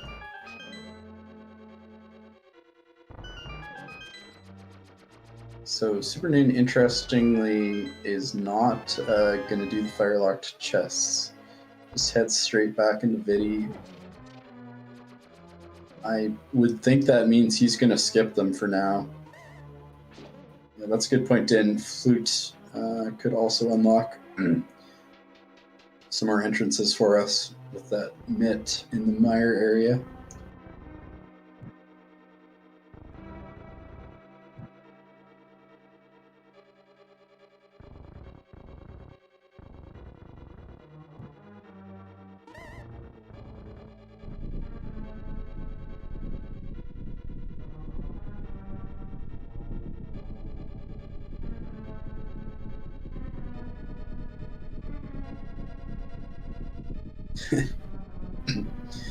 No fire rod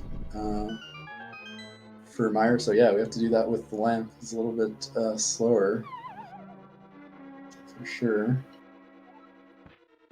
So another fight that's greatly made easier by having silver arrows. So really clean fight there out of SuperNinTaylor. Picks up just a compass to Eastern Palace on Vidi and another crystal. Brings his total count up to 4. Topplife is falling close behind to get that crystal off of Vidi.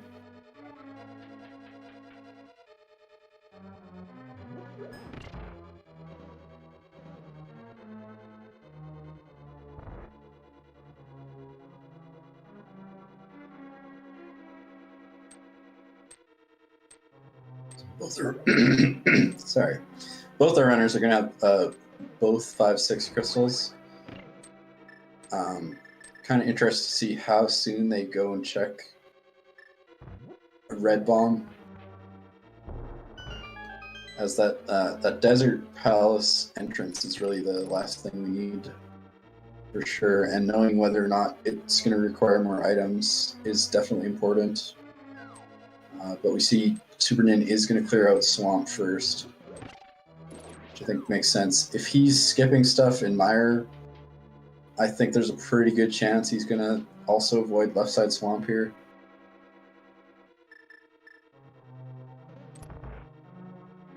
I guess we'll see.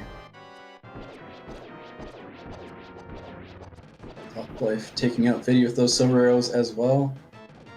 Another nice clean fight.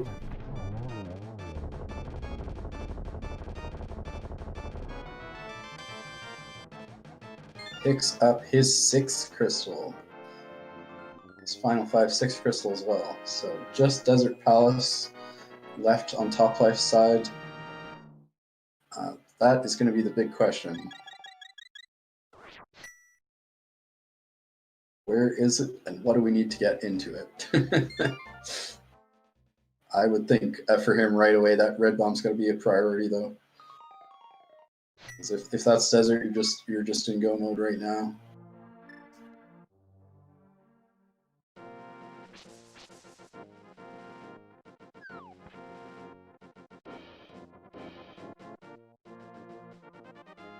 Get our hour 39 check of the castles for Topplife here. Castle entrances.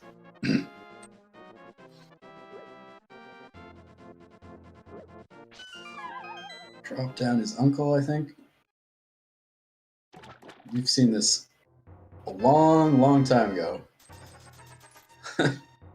Uncle's been dying for an hour already.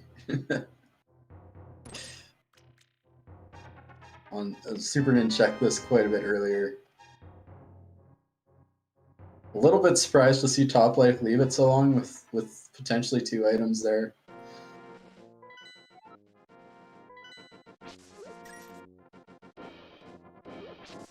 But yeah, he's got to prioritize entrances for sure right now. So this one here is important.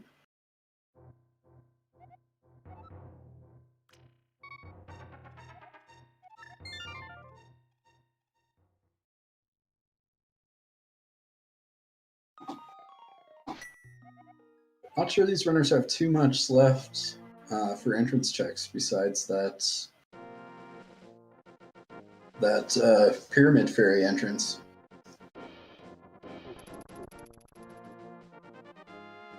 You see Super Nin doing the diver down trick with the cane on left side swamp, so he is doing left side swamp. Proving me wrong.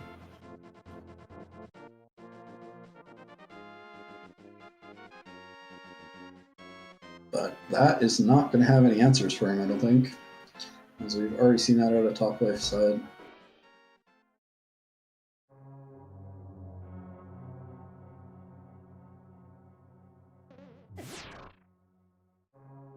So Top Life gonna check out that desert right side with that small key that he has. Picks up the blue boomerang.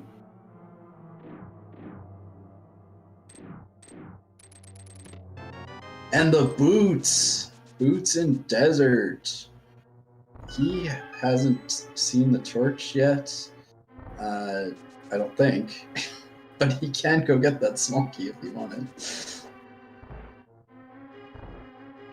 But Boots is going to unlock a whole bunch of entrances here. It also gives us access to the mirror in GT on the torch.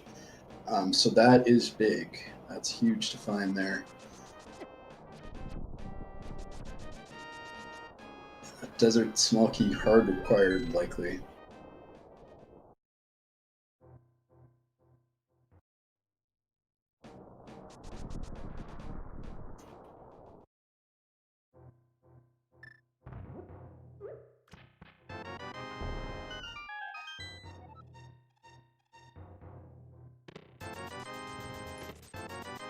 SuperNinTaylor also has that desert small key, so he has access to those boots now. Gonna be a good question of when he goes to check that, though.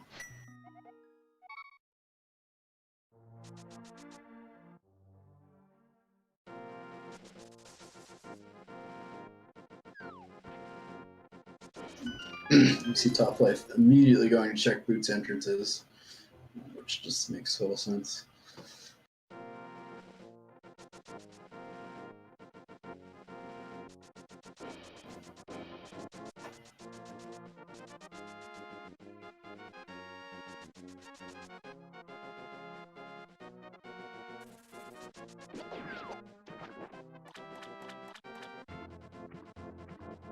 Super Nin heads into Argus. Super Nin actually still needs a sword, I just realized. He's still on Fighter Sword. Where was that other sword? I want to say it was in the back of Turtle Rock. Which I think was the Myths locked item on Death Mountain, East Death Mountain. Myths locked entrance, I should say.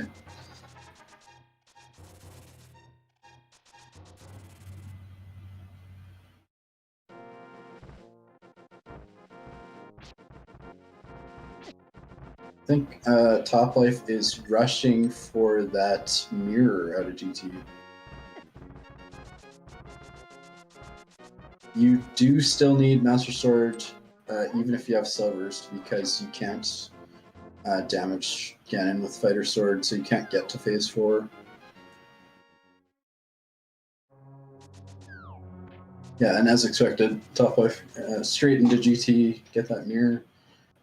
So that unlocks a ton of entrances between that and boots.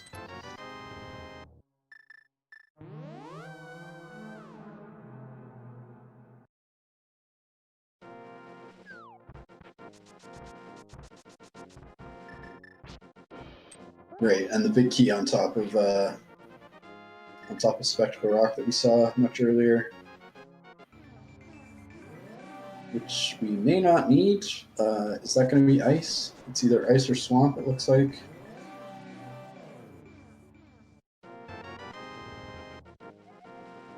Swamp Palace, big key. It's definitely not going to be your first place looking for anything. It's pretty unlikely they need anything else. About the only thing it could be is Bombos, Fire Rod, or Flute, I guess. So all of those unlock some entrances. Here's Sahasra in the Hera entrance.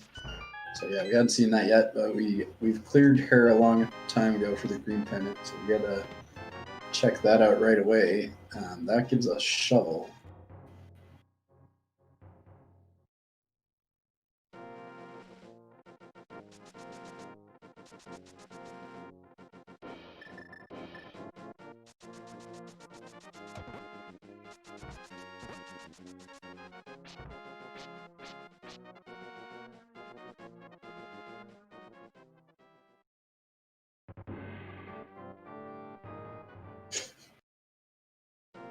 That's right. You have to beat Hera to find Sasha in Hera. So mad world of cross keys.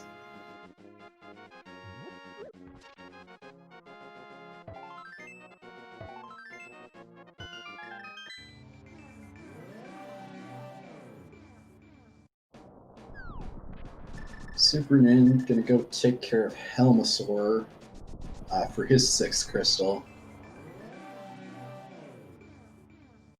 And then we'll be on the hunt for the back of Desert Palace, as Top Life is right now.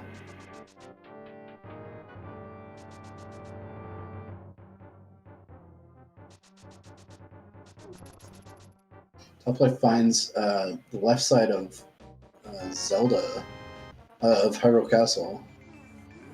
Follows the connector through to the middle. That takes us to the top of Bumper Ledge, which gives us an extra check with that mirror. That's Spike Cave.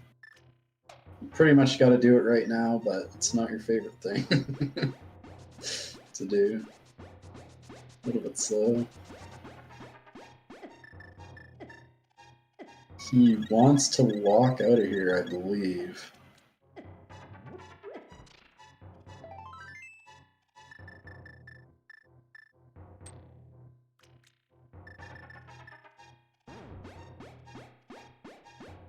Arms that spin speed to save a few hearts and time on the way out. It's a nice little strat.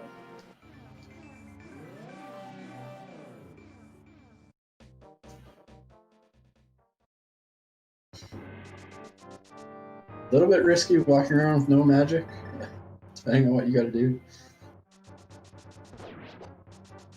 Not sure he has a potion or anything.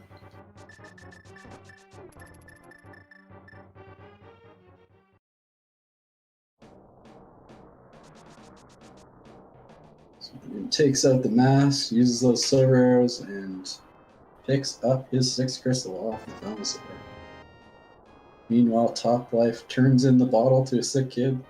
Prize is 10 bombs. That ledge is nice to find.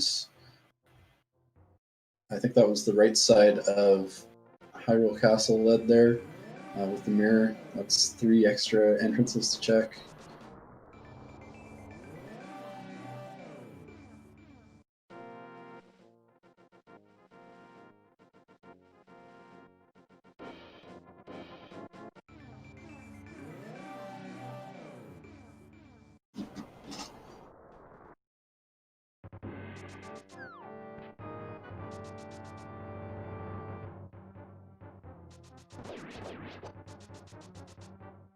SuperNinTaylor also going to go clear out some more items in pod.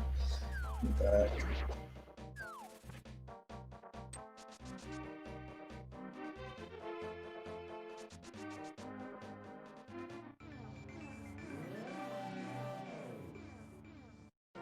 It's the rush to find the back of desert here. Topplife putting those boots and mirror to work and checking a lot of entrances, but so far not rewarded for his efforts. He's got a good head start on this entrance hunt, though. SuperNinTaylor is also going to have to do. See how he routes things.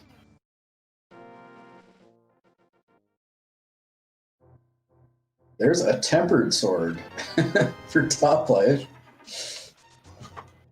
It's definitely nice to find for Ganon.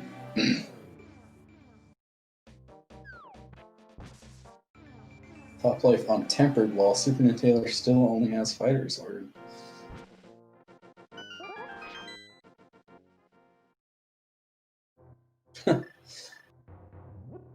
All these entrances and none of them are desert. This is the Graveyard Ledge, not too far from Graveyard Ledge. King's Tomb entrance. Just 10 arrows in there.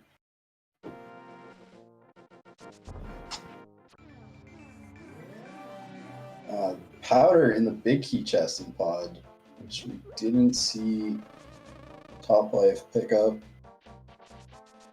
or check.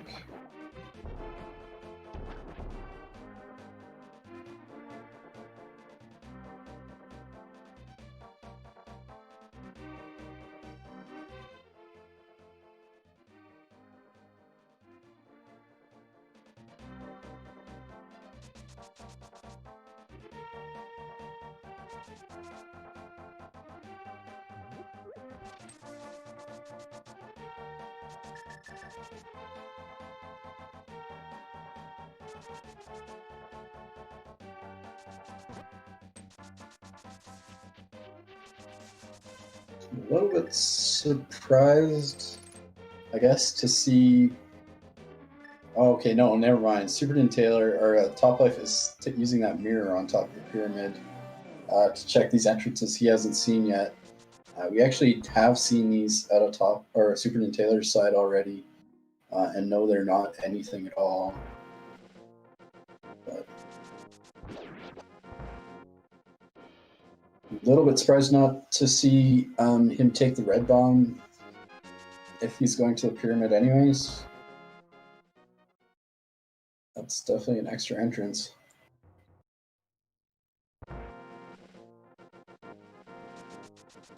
So often you'll explore all the entrances of Paradox Cave, but without mirror you get locked out of the bottom, which is the main reason we haven't seen that side yet on Toplife's side.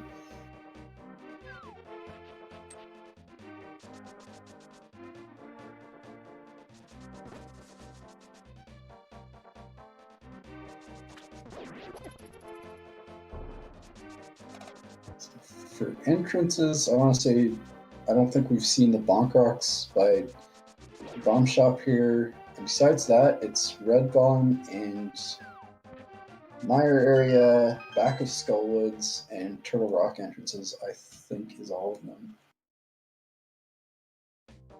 So it's not those Bonk Rocks there. Cave 45 is another one here.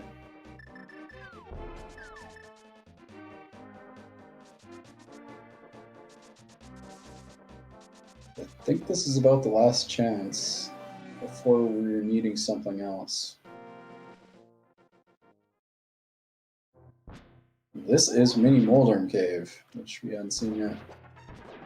So 5 more checks. There's a good chance if we do need something else, we might find it here.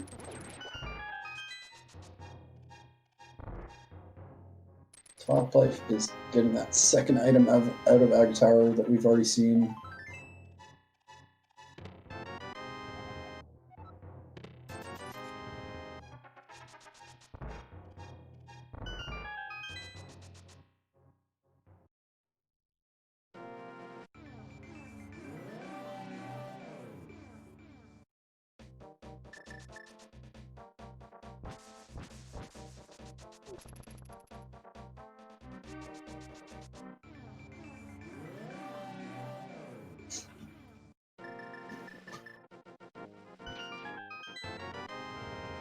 So been a fairly efficient route at a top life here. Checking that shovel spot, it's just a bottle.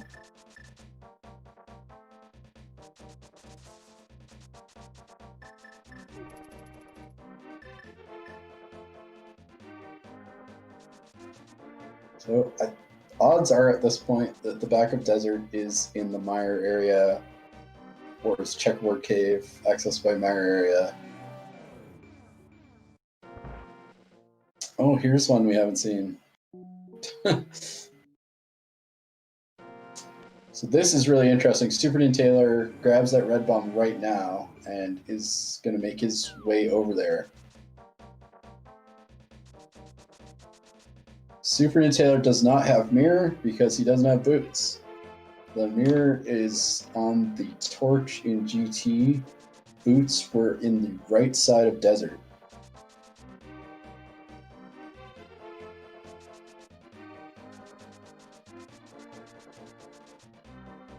Yeah, this is really interesting because Top hasn't done red bomb yet. Well, it looks like he's going for it right now. So if this is, or he's going for Aga Tower.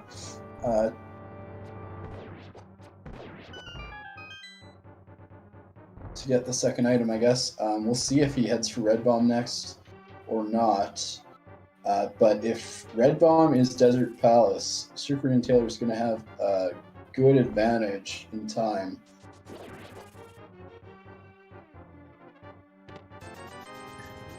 Just by fact of not getting the boots, not getting mirror, and not checking a whole ton of entrances that weren't needed.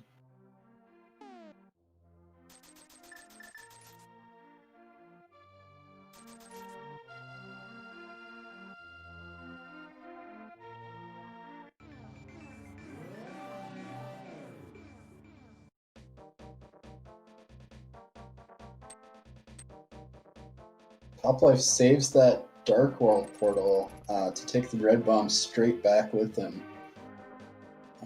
So that's all fairly efficient routing.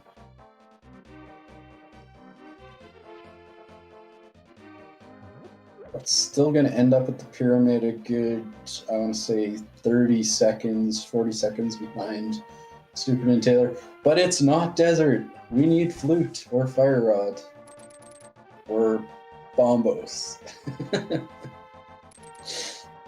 So wow. I was definitely thinking that was going to be it, and it's going to be a kind of exciting finish. We've still got to find things. So what's left for these runners to do? We haven't climbed GT, that's right. We haven't done right side GT, but we obviously don't have Fire Rod to put that in logic. I don't think either of them have dived into Ice Palace? Or we haven't found Ice Palace yet.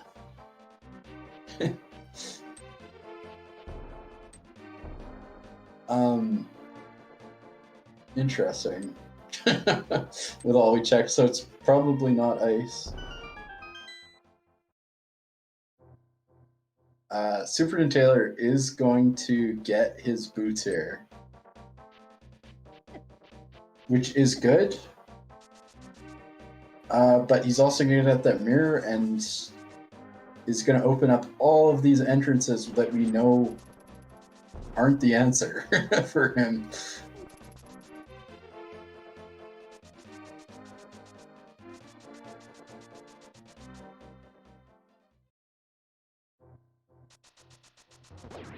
Kind of interested to see if he picks up this key here.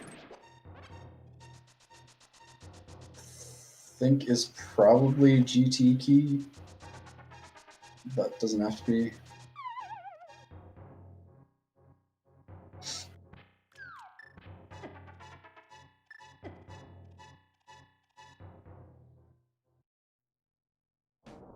Doesn't bother grabbing that off the torch.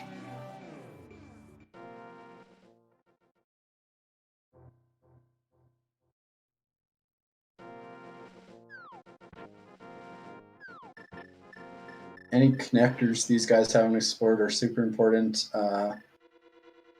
because they could just lead you over to mire area if you haven't explored them yet, but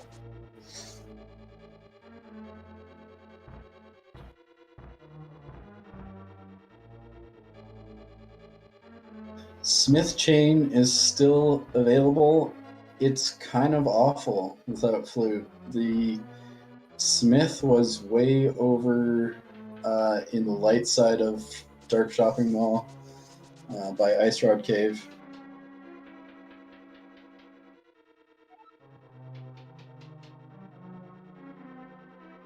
Yeah, Smith is pretty bad to check.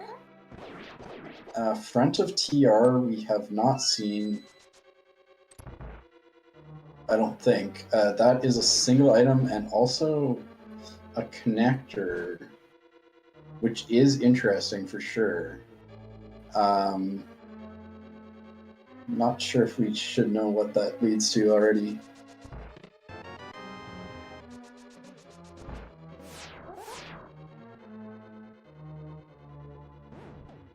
I guess we'll see in a sec.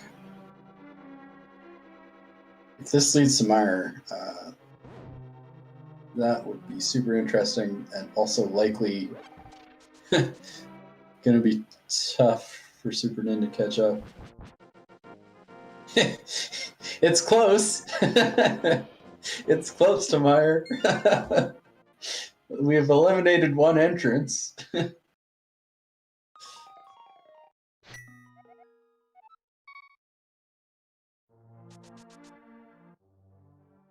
That feels like a little bit frustrating for sure. I think. Yeah, these runners have some options, and I don't know that any of them are very nice.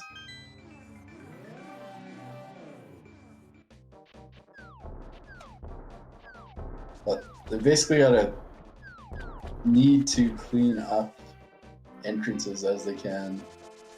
Is this really the best way these guys have to Death Mountain? It's kind of like amazing. This swim to Ice Palace. Go through the old man cave. SuperNin's going to GT to get his mirror.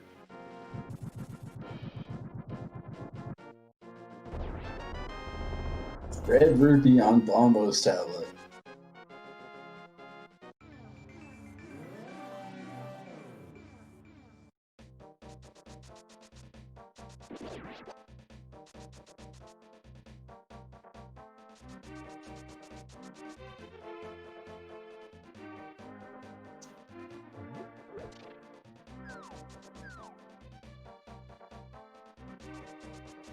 So SuperNin earlier did not check the compass room. Yeah, he is going to go on and get that. Coming back with a whole bunch more keys than he had originally.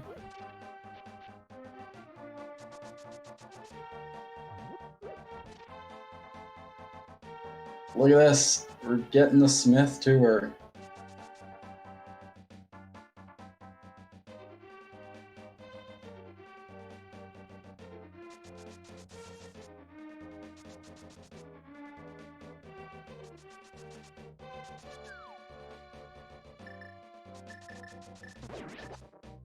SuperNin is gonna do the bomb jump right side, or he can do tile room as well.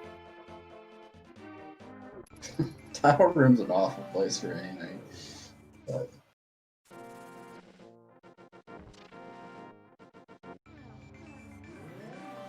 yeah, he's got to go into this top room so that when he falls in the hole, he comes to the top. Sort of interesting to see him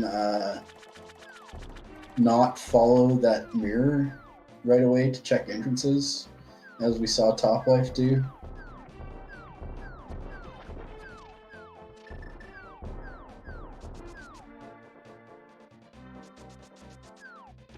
Instead, he's going for some out of logic items, possibly late boots. Could make you feel a bit behind. I think that desert key wasn't too nice though.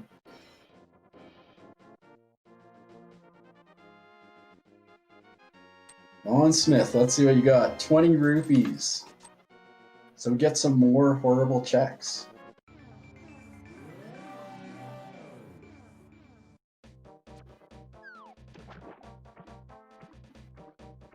It's possible yet we need flute and bombos.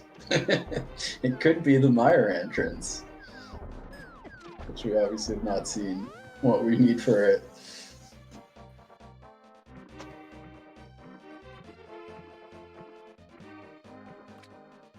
I think this is a bold play to do the right side GT out of logic with that cool bomb jump. Interested to see if it pays off or anything, and also if he might continue on to do the climb.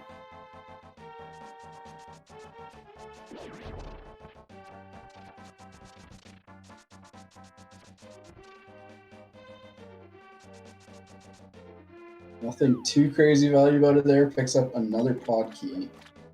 We've seen all of pod. I can definitely understand that. It's kind of a awful chain of events to even get to GT.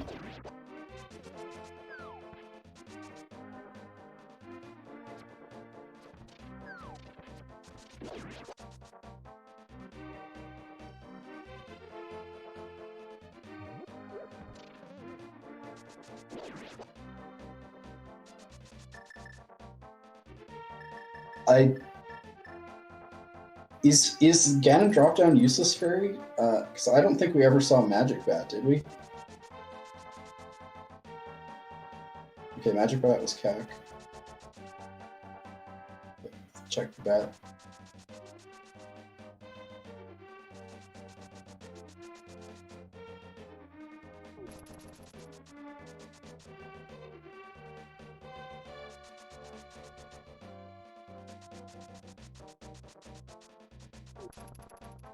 Big ol' ZeldaSpeedRuns 1 raid, 134, coming to join us from the race between Hughes and Andy.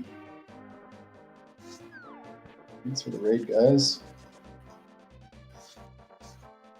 So for everyone just joining us, we'll recap the race a little bit. These guys have been pretty close all along. Topplife had an early lead in crystals, had 6 about when SuperNinTaylor got to 4.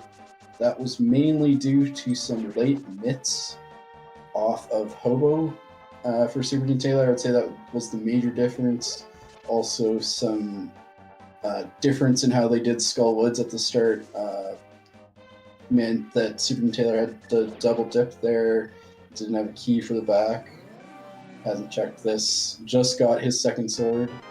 But the big thing we're looking for right now, we have all the items we need to kill bosses, is the desert entrance, the back of desert. So our last crystal is Land Molus, and we're looking for that. We just recently found Boots, which unlocked Mirror, but Topplife has done pretty much all of the checks possible with those. So we are looking for Mirror, or not Mirror, we're looking for Fire Rod, Flute, or Bombos for entrances, as far as we can figure at least. We haven't seen the Turtle Rock entrance, we haven't seen any of the Mire area, and we have not seen the back of Skull Woods.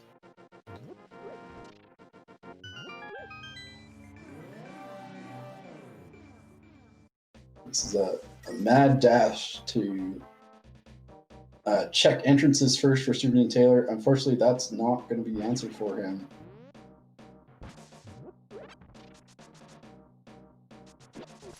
But the real quest here is to find the last item we need. I think Flute is most likely to be the answer.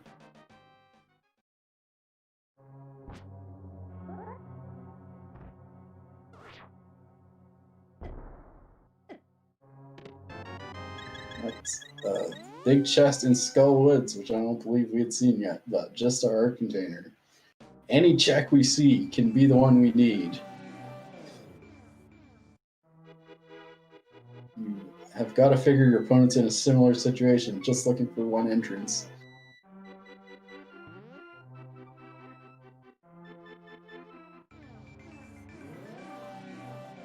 Topplife wandering around a bit in Lost Woods there.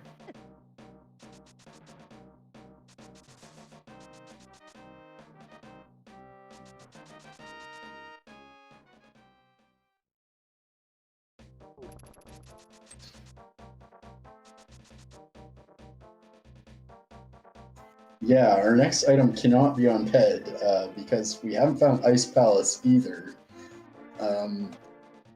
But there's a small chance we find something that unlocks the Ice Palace entrance first.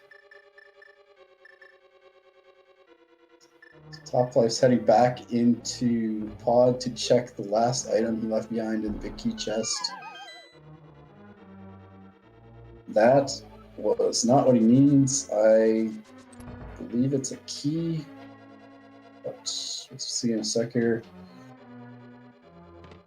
That was powder. We've already seen Magic Bat. It's not going to be the answer.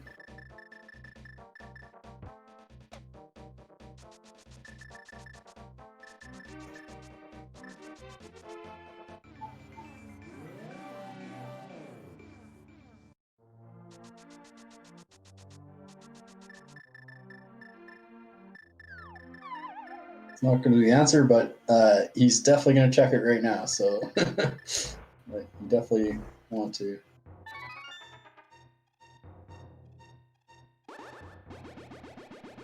SuperNinTaylor is about to pick up his tempered sword. I think that's okay. That is right there. I knew it was in one of those two entrances. So after going 2 hours with the fighter sword, he has tempered quite quickly. I think both these runners kind of wondering themselves, what can I do and which horrible choice is going to lead me to the item I need.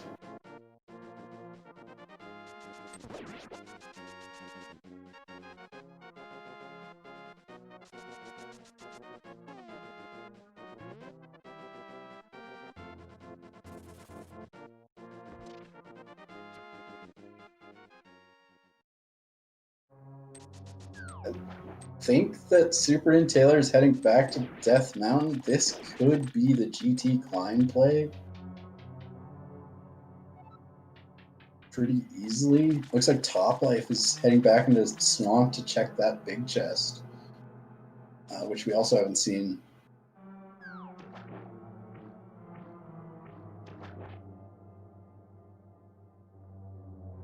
Top did check Smith.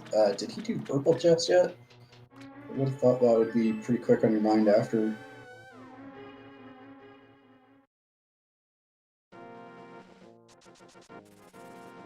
Yeah, that's what he did do it.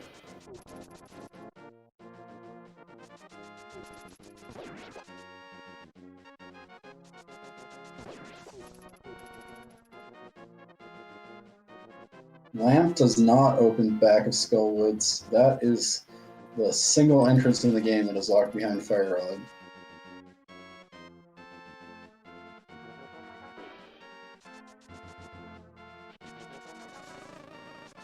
We've seen this tablet already on Toplife's side. Just a heart container there. SuperNin is heading to the other side of Death Mountain.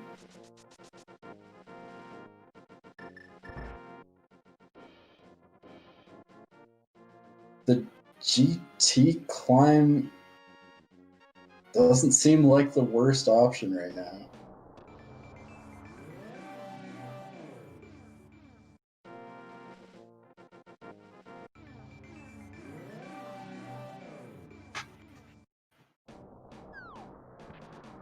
I think we're missing a key to get past the mini Helmstar room, logically.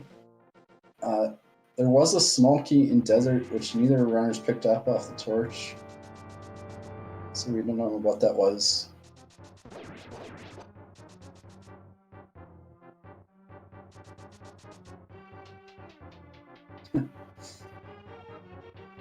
I guess we found these Zelda entrances so late, we haven't checked these chests yet. There's our gold sword.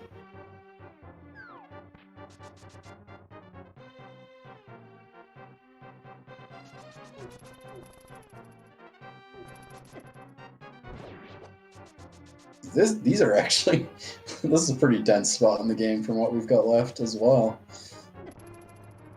3 chests in the basement here plus Dark Cross that we haven't seen.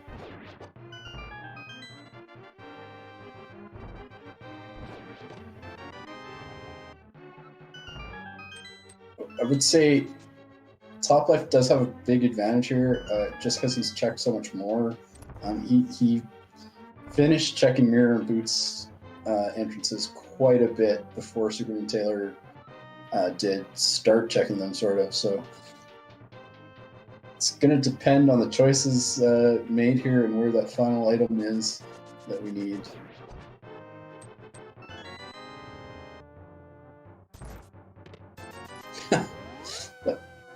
Every chest we open, I'm just expecting to see the flute, and that's it, you know. But it's another red rupee there.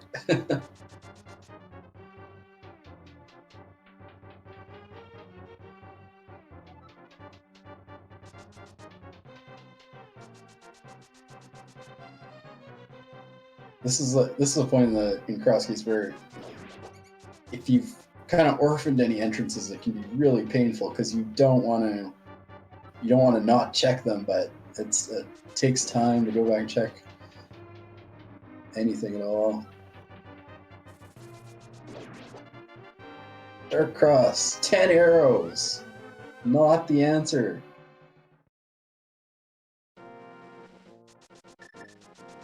Do we see a GT play here? Let's go Tyler.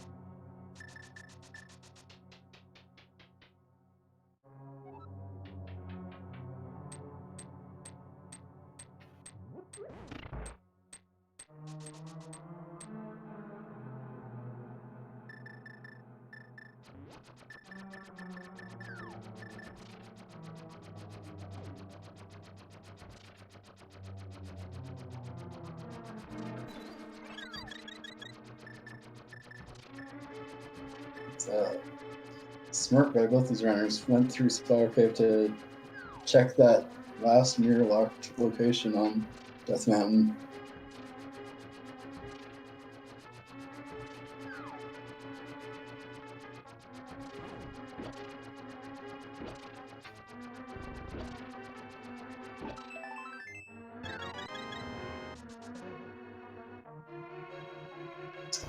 It's not tile wearing.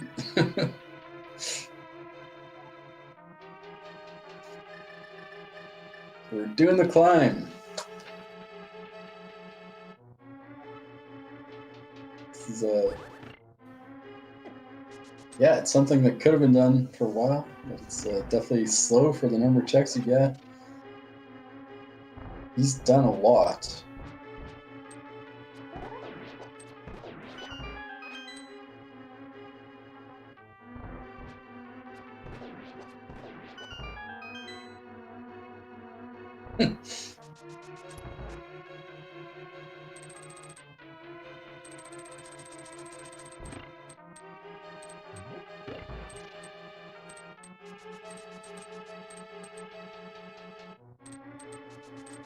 SuperNin checking out the front of Turtle Rock. Single item you can get plus the exit. We know where that goes. And it's not going to be the answer.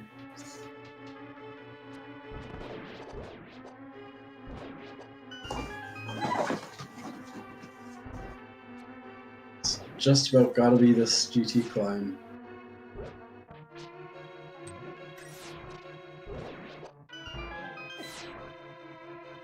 Topplife making his way through the gauntlet.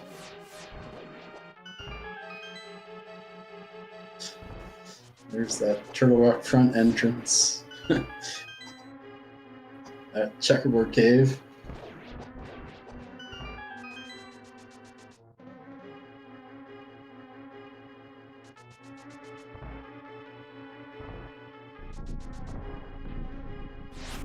Silver arrows for Landless 2. Nice clean fight there.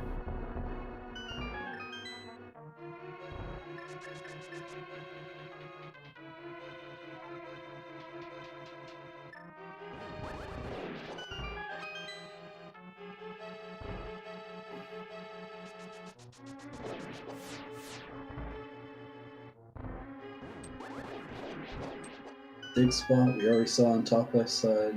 SuperNinTaylor, unfortunately, he's got a lot of stuff he can check. Following a little bit behind top left's footsteps.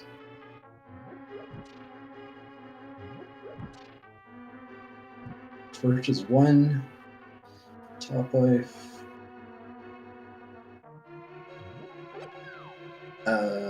Forgets that he doesn't have fire rods, so has to take a pause and reset the torches. Easy to do. It's not that common when you end up here without fire rod, especially outside of cross keys.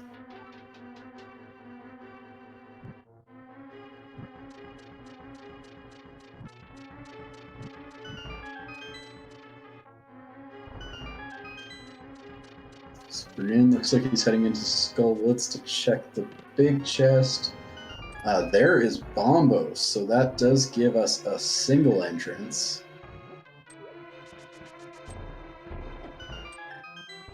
But you're going to want to check these last 2 chests as well in case it's Flute or Fire Rod. And there's the Fire Rod! So we've got 2 more entrances. And I'm sure one of them is probably Ice Palace.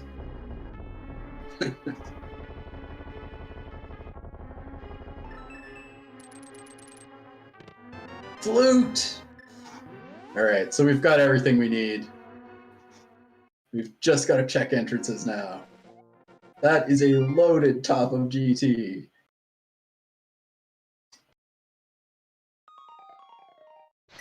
Absolutely loaded. Flute, Fire Rod, and Bombos for all of our remaining entrances available.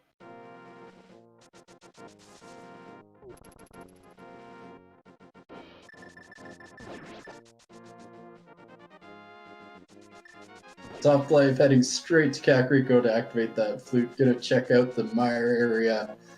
Hope to find his desert, the back of desert. Only thing we need to find now for sure is a single entrance.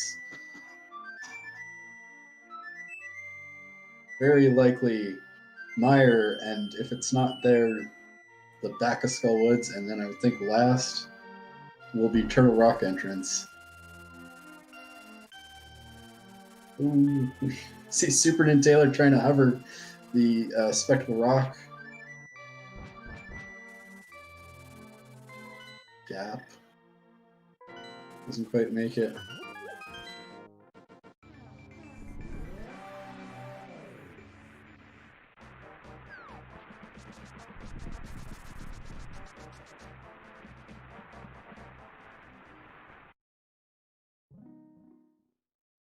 Mire entrance number 1. Not what we're looking for. Don't mirror to the front of TR. That's not going to be it. It's 2, also not it. Door number 3 coming up. This is amazing. Agina's Cave, but we don't need anything else. It was Bombos for Mire.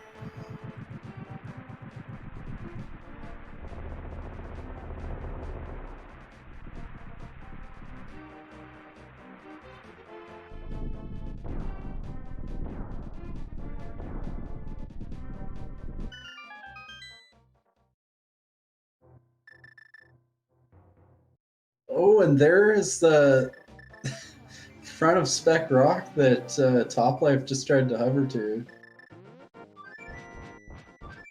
Would have been really interesting if Desert was back there and he did do that hover, but that's for a different seed.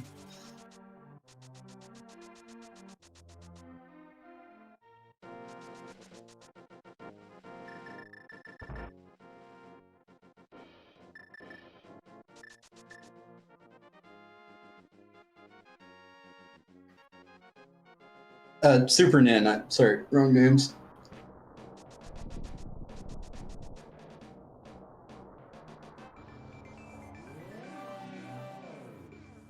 So we're checking Turtle Rock first here.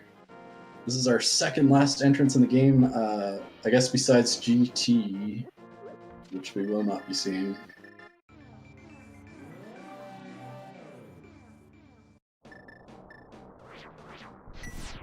It'll ether to open Turtle Rock.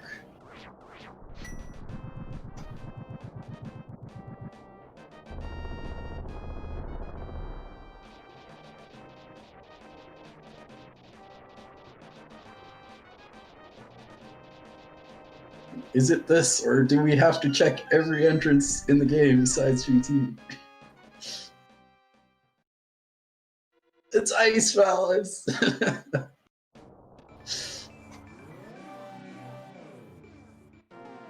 Alright, so Skullwoods. Fire Rod locked. Desert Palace. Okay, so we see SuperNinTaylor back at Spectacle Rock. Does make that ever. He's gonna be happy to find that mire area until he checks all the entrances.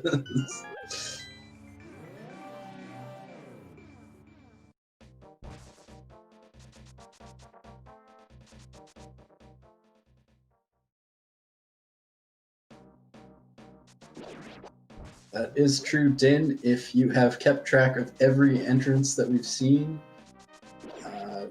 then you would know what's in GT. I personally have not done that.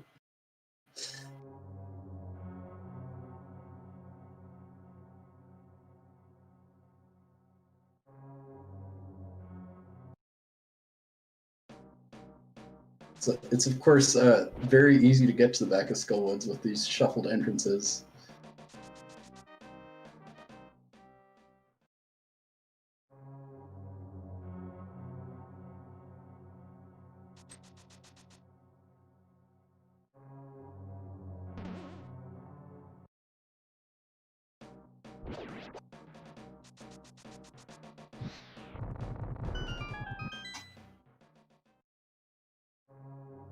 There we go. That was I'm not sure, at least a half hour looking for that entrance, I think. Checking nearly everything in the game. There is the back desert.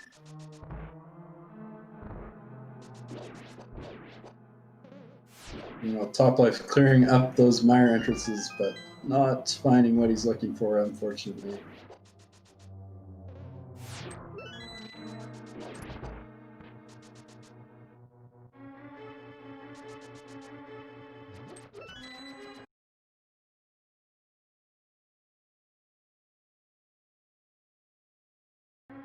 Not a lot of magic to light these torches, has to use the lamp.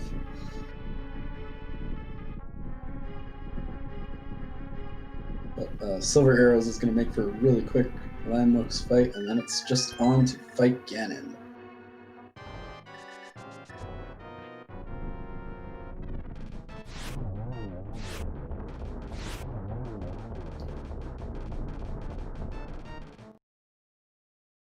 First Landmos dodging the Silver Arrow there, so takes an extra cycle, but gets it done. Picks up his 7th and final crystal.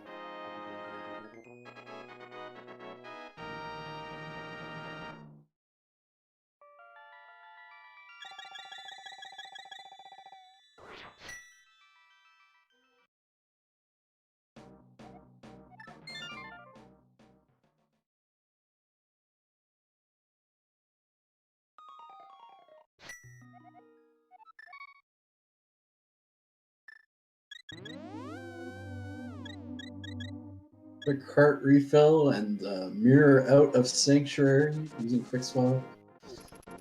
And going to fight Ganon in the Sanctuary Graveyard drop down.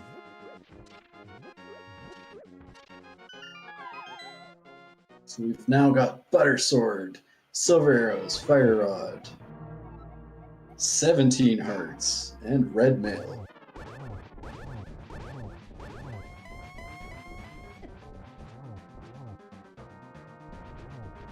6 slashes on phase 1, 6 slashes on phase 2.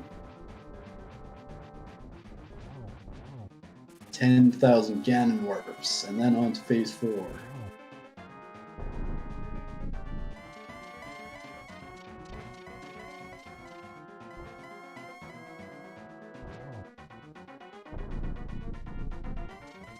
It'll be interesting to see the collection rate of these runners, which is likely going to be very high.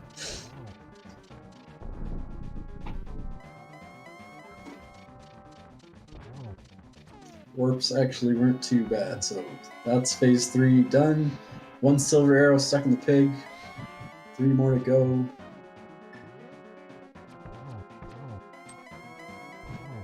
Nearly gets that triple there. And that is it. Get your GGs in chat for Top Life. Super well run seed. Full cleared the game in 2:31.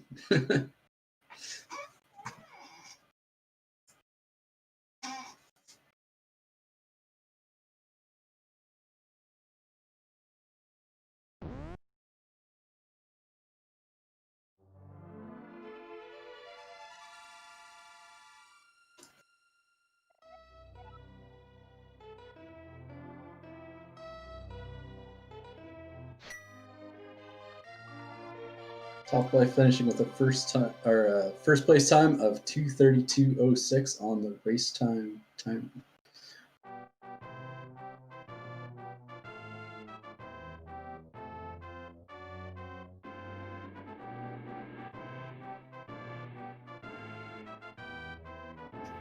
Oh, looks like we're joined in chat here by Top Life. GG's Top Life.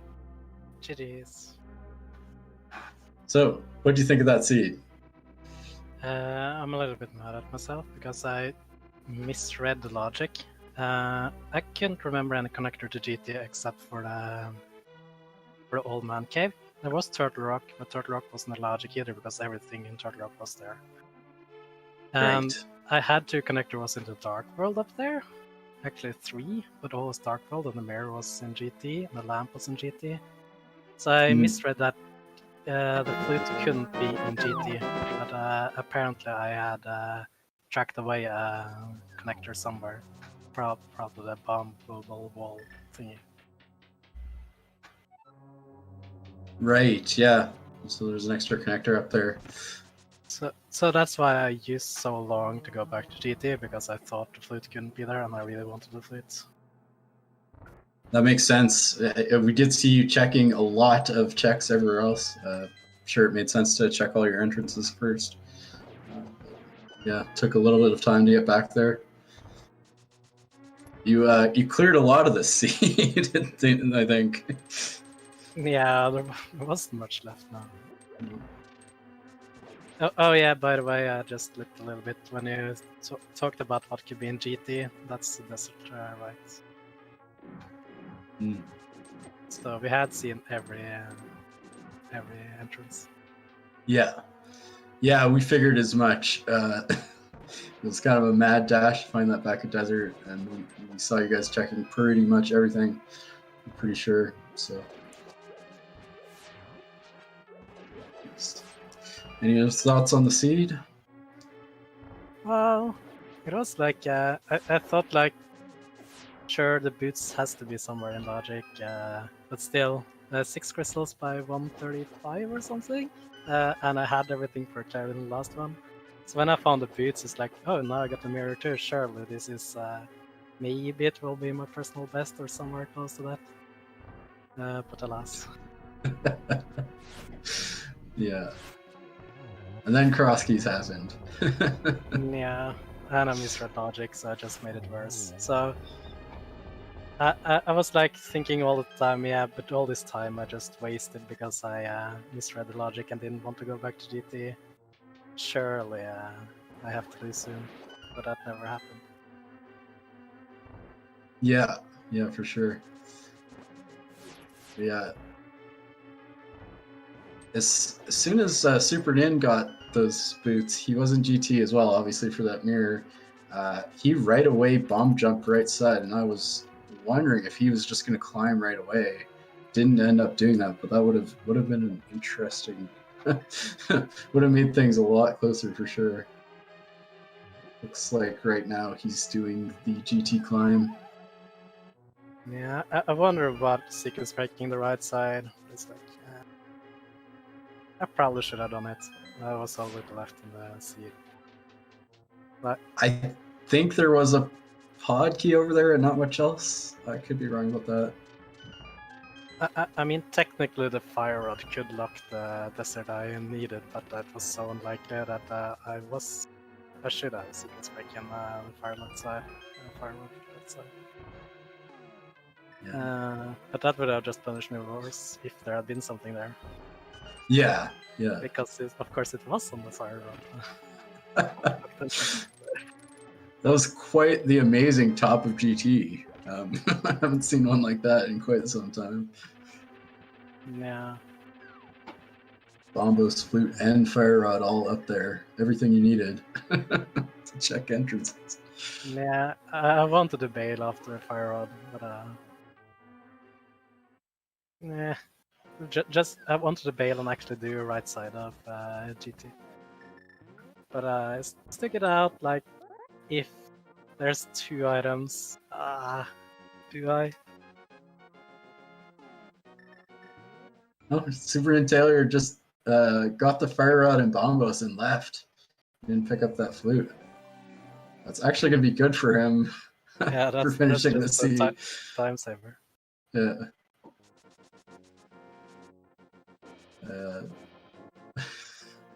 What do you think of the front of Turtle Rock coming out on Checkerboard Cave there? It's like, yeah, this is a sequence break, but it's really likely that this will take me to the mire area. It's like, I think it was a little bit over 50% chance. So yeah, I'm sequence breaking it just to get into the mire area. Well, that's right. A chat pointing out SuperNin, while you were kind of clearing up top, GT hovered through Spectacle Rock, and that came out in mire area. So he actually does not need the flute. He's already checked those entrances. Yeah, true.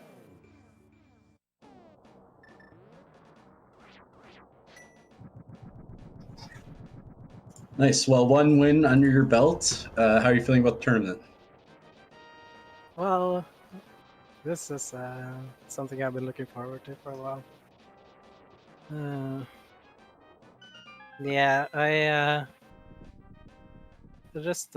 wasn't quite happy with my seating, but I kind of ended up being like trolled by the last locations, and I thought my luck would start to turn once the bracket stages come, and it seemed like that way. So far, it seems to, yeah.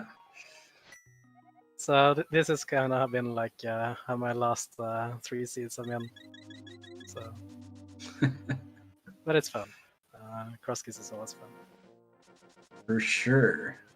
Looks like your next possible matchups are Jamie Sher and Chloe Prower. Any thoughts on either of those runners? Not really. I don't. Like I know they're good players, but I don't really know that much else. Yeah, for sure. It'll be exciting, regardless. Yeah, seed 15 and 50, those two are respectively. So yeah, I'm kind of amazed that top. I don't know. There's a ton of good runners in this tournament. Top 50 or so look pretty good from my standings. So I think pretty much anyone could win on any given day. Things go their way. Yeah. Loser's package starts to look a little bit frightening, so I don't want to go there. It's like last year, where like all the top seeds just got eliminated almost immediately, and just I want to stay in winners. I don't want to go down there. And it's starting to become a little bit like that now too. So yeah, for sure. You see your collection rate on screen there, 184 out of 216. Actually, not quite as high as I was expecting. But I guess you guys never did any of Ice Palace for one thing. Yeah. Like generally, if you full clear, it's around 200. Depending on how many items you skipped, but it's generally at the 200 mark. Ice Palace is 8 checks pedestal.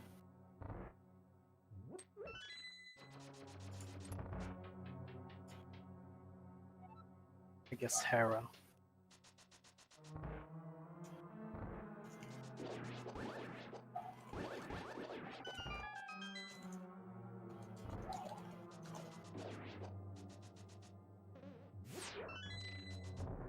Sounding like SuperNinTaylor is not going to join us in chat.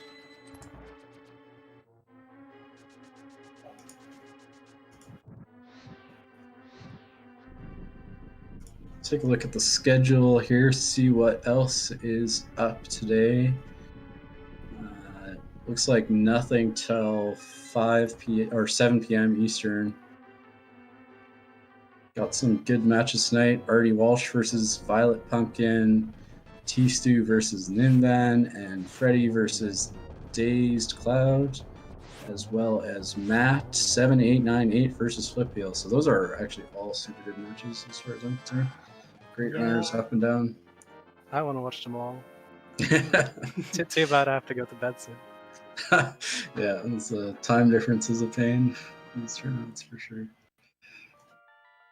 I would just add we are still looking for volunteers for the later matches, so we may not be able to broadcast all of them. It will depend on who's available for it. Obviously, if we can't get commentators and stuff, we may have to skip a couple, but we should, as always, try our best to get as many of these lovely Cross Keys matches on the stream as possible, because they're always really good fun.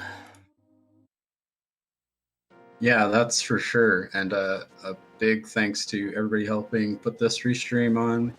Our tracker Siberian and Samimus. I still have no idea if I'm saying that correctly. And Din, our restreamer. And GG's to both these racers. I can't speak for Samimus, but Din you got right, so that's fine. Alright. And SuperNinTaylor drops into GT or Ganon right now, so he's gonna take care of the pig. He never did get that gold sword that Toplife did find. But making his way cleanly through phase 1 and 2 right now. On to phase 3.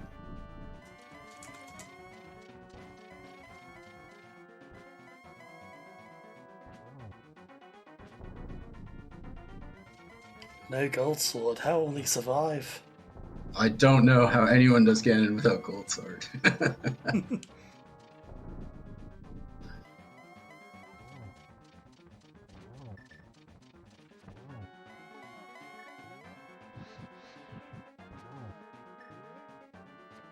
Picks up the double. And gets that last arrows into Ganon. Get your GGs in chat for SuperNinTaylor. A really good race from him as well. GG's indeed.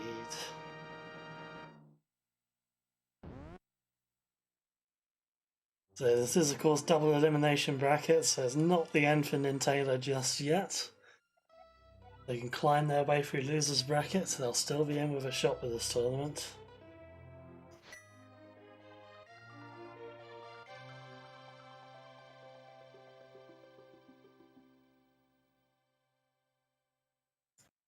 Right, so there we go, second place, 2 hours 44 minutes. Now, we did ask him for an interview, but I don't think they'll be joining us today, so that's probably going to be more or less it for this match, unless you got any more last remarks or questions you want to ask or answer.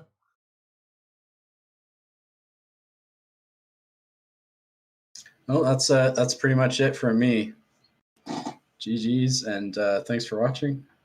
Let's get those volunteers because we want to see more cross keys on Zelda speedruns for sure.